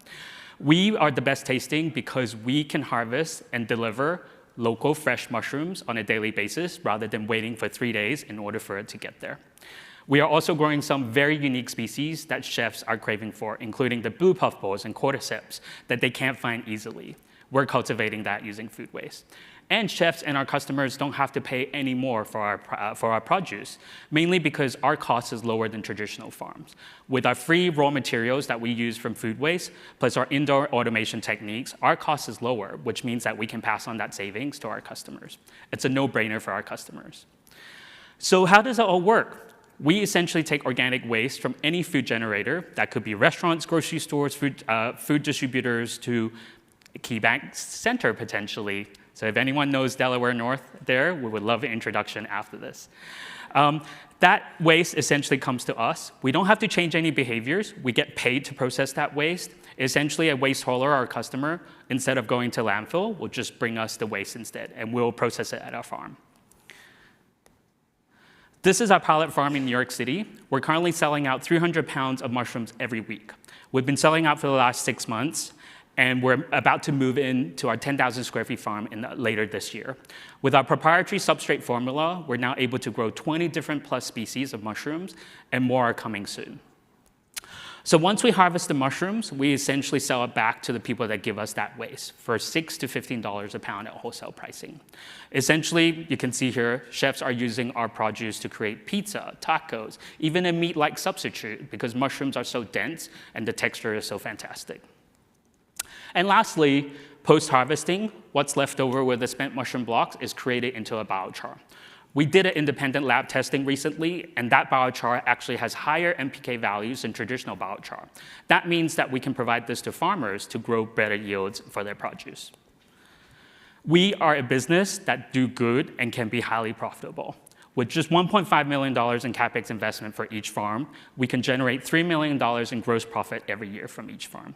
That means with every farm that we launch in this country, we can build an entirely new farm from that farm. We would love to be able to build local, sustainable produce across the entire country, 500 farms to be able to provide that to everyone. And our customers are super sticky. We've had 99% retention over the past 12 months. We've only lost one customer because their restaurant shut down, but they actually introduced us to another restaurant of theirs. Our customers love us, and we are going to be selling 10,000 pounds of mushrooms every week by 2024. And I'm also happy to announce we just signed on 2 strategic partners for our unique distribution strategy. One is the second largest waste management company in New York City called Cogent Waste. They're going to be our supplier for waste feedstock. We're not going to be lacking in that.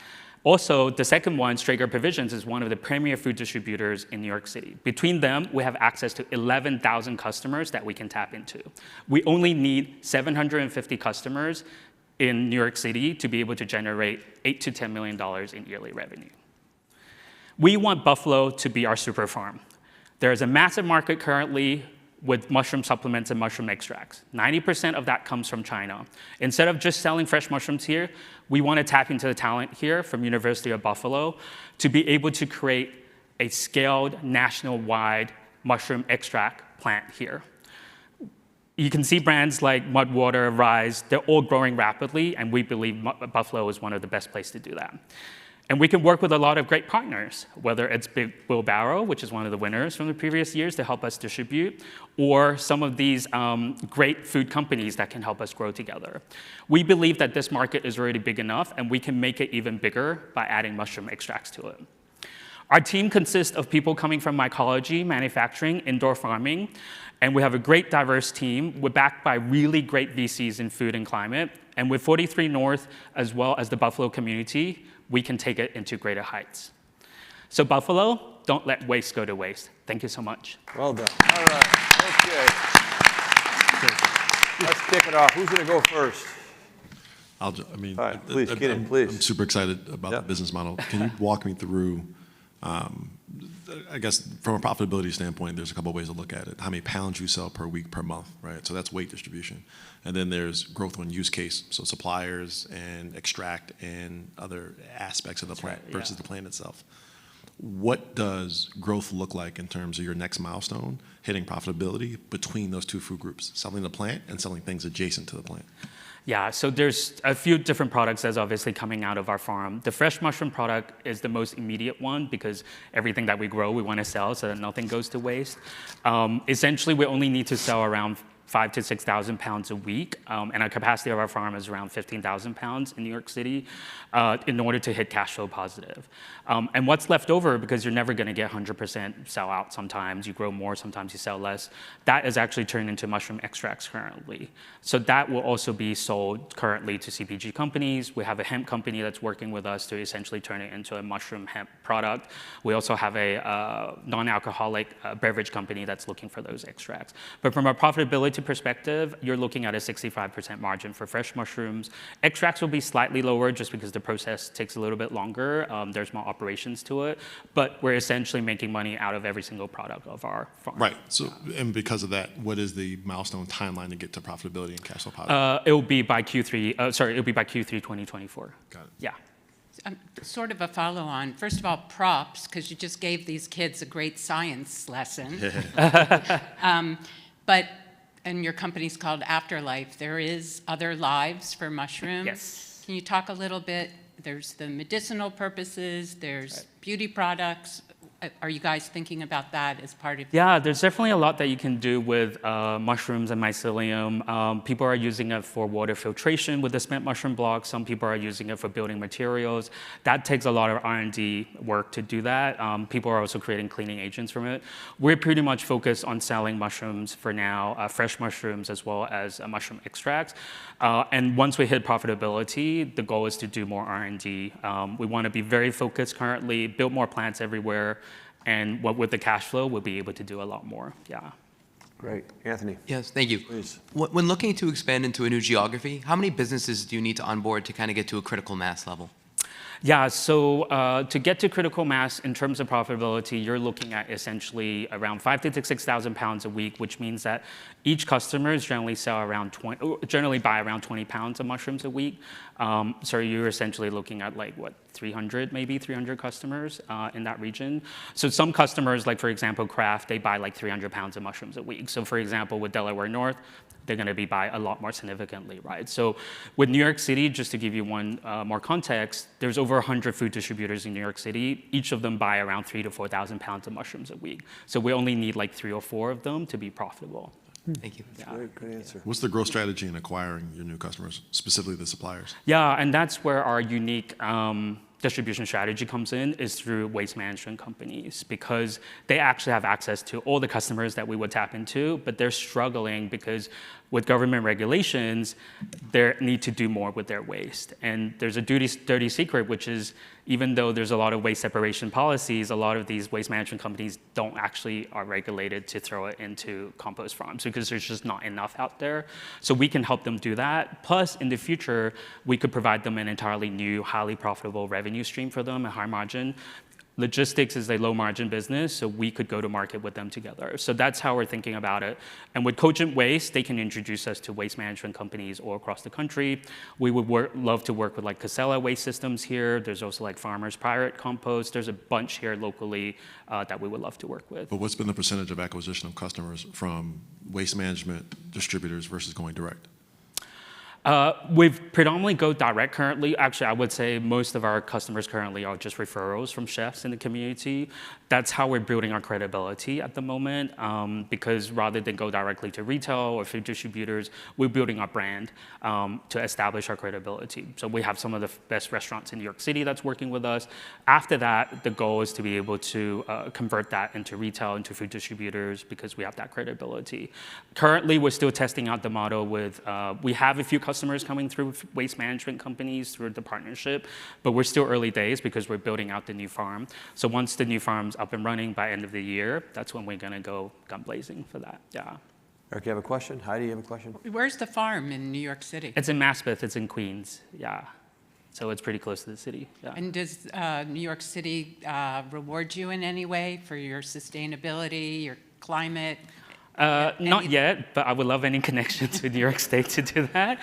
We do qualify, I think, for a lot of grants and all that stuff, but navigating that is takes a lot of time. So we would love that, and we know we can. It's just we were very focused on building the business first, yeah. Can you describe the food drop-off process in a bit more detail? So Yeah, is it a 100%. normal waste collection, and then, as you mentioned, instead of going to a landfill, do they bring it to your farm? And for that, do you have to pay the waste management or anything extra? They pay us, actually. So because we're a waste processing facility, we get paid tipping fees. So essentially, that's like any landfill, any compost farms, you get paid tipping fees for waste processing. So they drop it off. It's in 32-gallon toters. We generally can figure out what's clean waste from them as well, because that's part of our agreement with them, is to make sure the waste is clean. And what that means specifically is it's not contaminated with like anything else, right? So the best thing with mushrooms is it can grow around plastics, it can grow, you can decompose paper, anything like that. So, but generally, yeah, that's how it works. So they drop it off to us, we mix it, we grind it, we essentially sterilize everything so it kills off other pathogens, and that's what we use to grow mushrooms, yeah. Does climate have an impact on your farm location? Say that again, sorry? Buffalo winters are horrible, so. Actually, mushrooms actually grow better. 7 feet of snow is real thing. Mushrooms actually grow better in the winter, actually. They do? They do, actually. So there are some warm weathered species, but in general, lower temperature is better. Okay, we got time for one more quick question. We good? Are you going to use the chefs in New York as testimonials for if you come to Buffalo for? No, I think we believe in building local farms, so we're going to use local chefs. That's how, and local branding, local community, providing to local parks. That's how we want to go to market. That's good. There's better restaurants in Buffalo than you. Thank you. Thank you so much, everyone. Congratulations. Great job. I could have done that for you, but I appreciate that. Okay. We're up to our last semifinalists. This has been a blast for me, and it's actually a quite easy name to name. The company is Guidesley, and please welcome to the stage David Lord.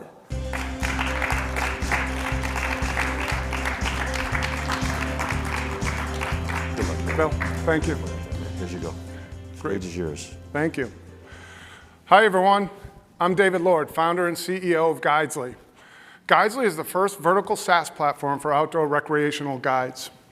And in case you're wondering, yes, that's me in Buffalo last fall, catching a steelhead, and where I first learned of 43North. I started Guidesley because I'm a lifelong fly fisherman. I've gone on hundreds of guided trips and learned all of the countless ways, all of the countless obstacles that guides face to make a living in this industry.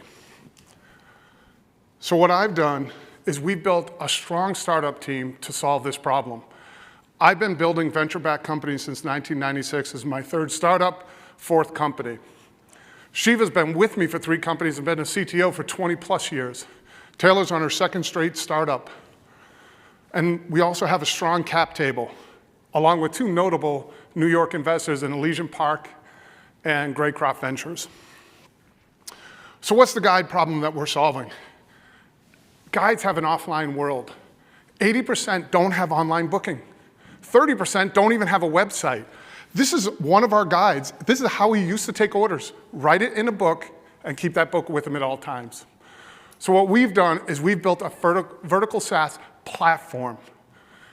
And we've built that all into a set of mobile applications that we give to the guide to run their entire business off of their phone. And this is the technology stack that we've built over the last 2 years. Make no mistake, Guidesley is a technology platform. We deliver technology for outdoor recreational guides. How big is the market opportunity? It's $40 billion in the United States. And if you don't believe me, go check out the Department of Commerce. They track outdoor recreation, publicly listed. And 80% of that is offline. It needs technology to solve the problem. So it's just a problem waiting to be solved.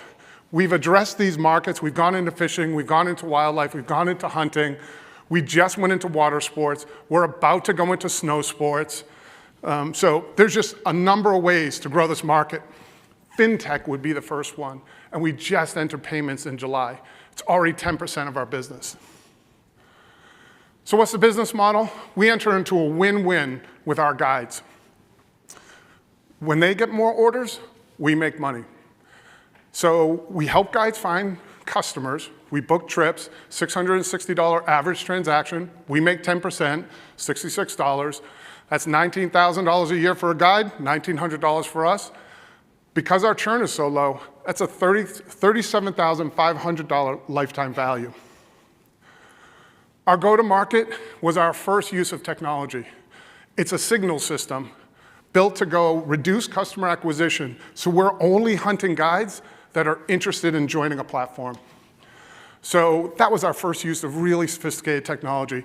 And you can see the result. We've got our customer acquisition down to $125, which in a $37,000 lifetime value is it's great unit economics. So why Buffalo? the important question, right? Well, it's a strong market for us. New York is the #4 guide market in the country. The Great Lakes are the #5 fishery. We just entered Canada 3 weeks ago, and we have our first few guides last week. It's a 4-season marketplace. We're just about to enter snow sports. It's a perfect opportunity to not only be in fishing and grow that market, but all the others. And it's an ideal partnership opportunity for us.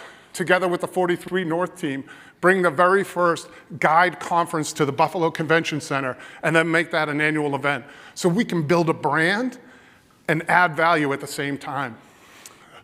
We also want to work with the Buffalo Niagara Tourism Partnership, the State Guide Association, and quite honestly, this will be our very first headquarters.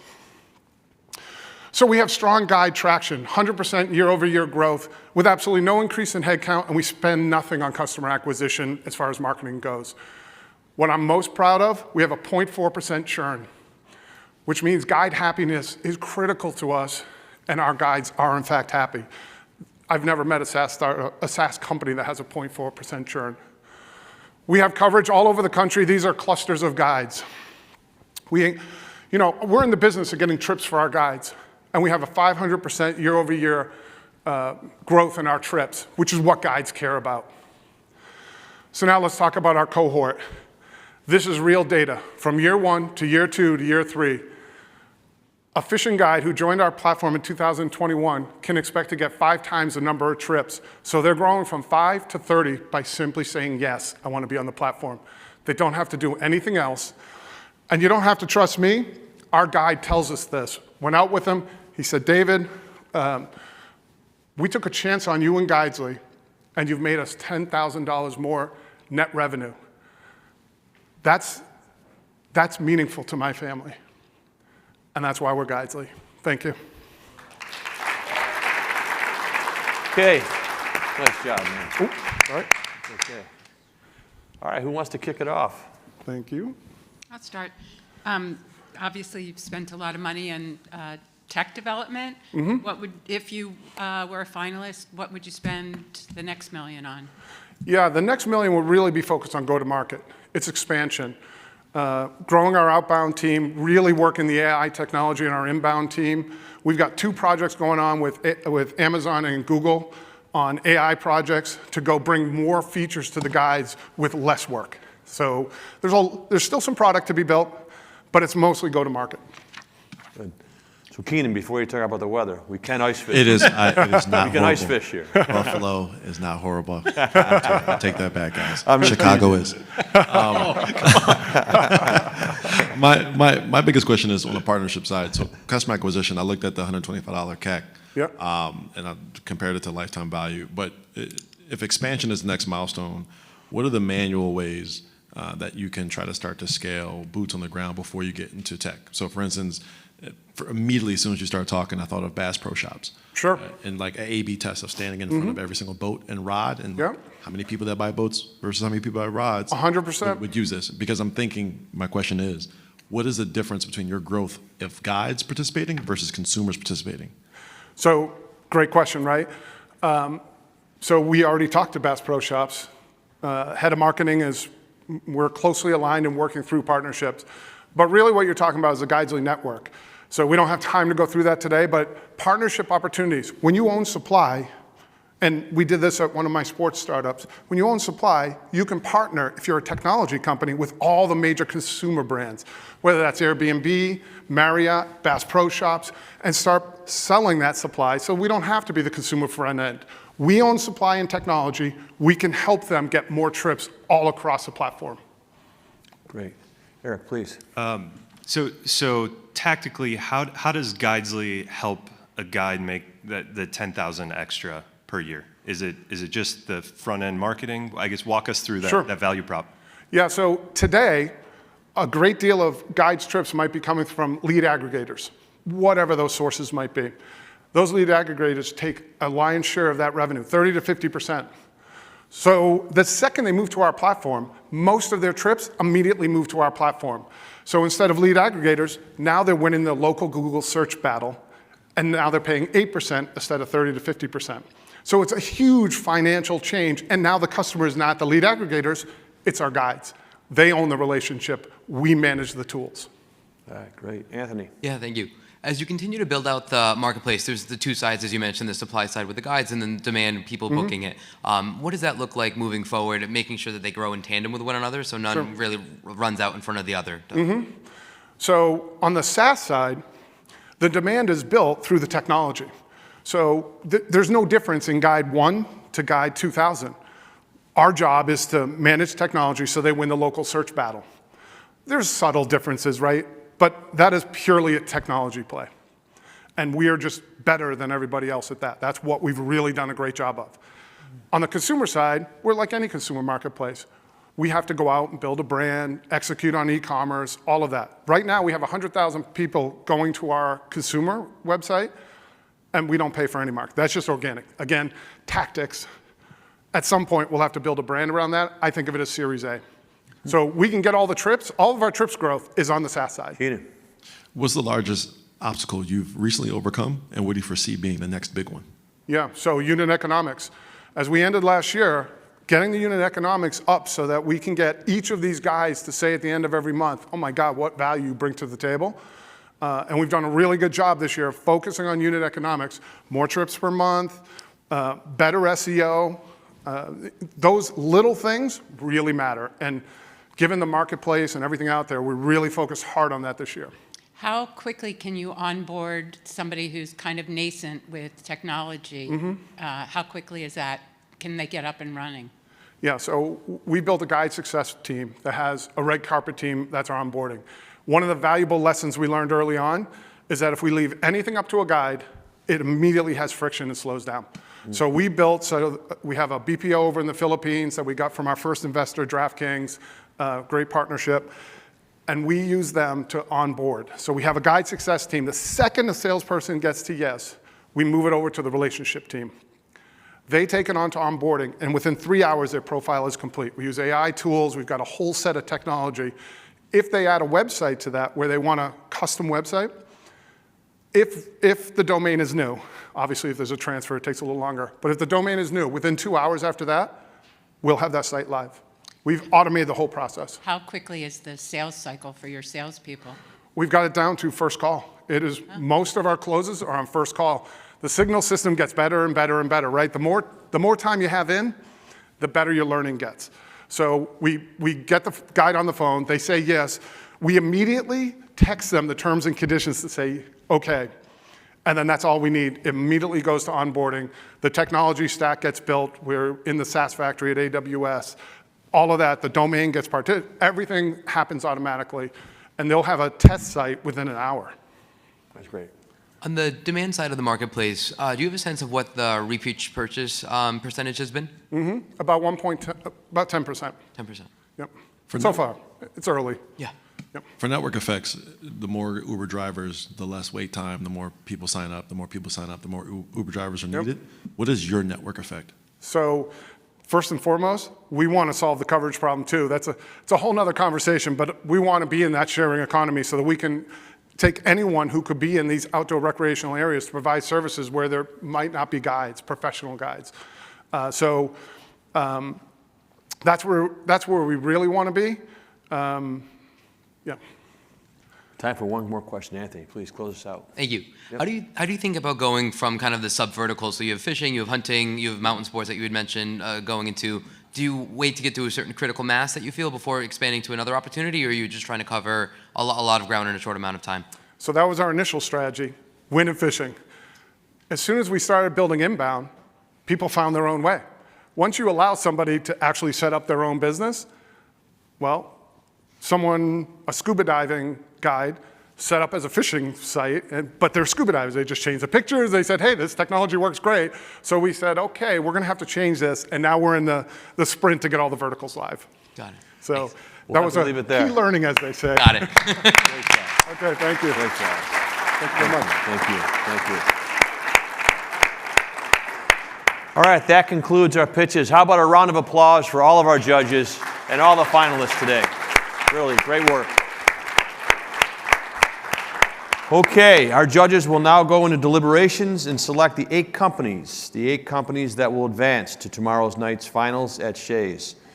Those companies will then pitch in front of our finals judges, who have all, I believe, arrived today, correct? For a shot at one of 5 $1 million investments and a spot in this year's, or the year 9 cohort. The top 8 finalists will be announced in a few hours. Follow 43 North's social media to see who will be joining us at Shea's tomorrow night. If you have tickets for finals, be sure to get there early. Doors will open at 5 p.m. with live music by local Buffalo band Farrell, plus giveaways including t-shirts and top seeds crackers. The shows will begin at 6 p.m. sharp. See you there. And I'm glad you guys wrote thank you here for me because I didn't know if I was going to say that or not. Thank you. God bless everybody. Have a great afternoon. You've been wonderful. See you tomorrow.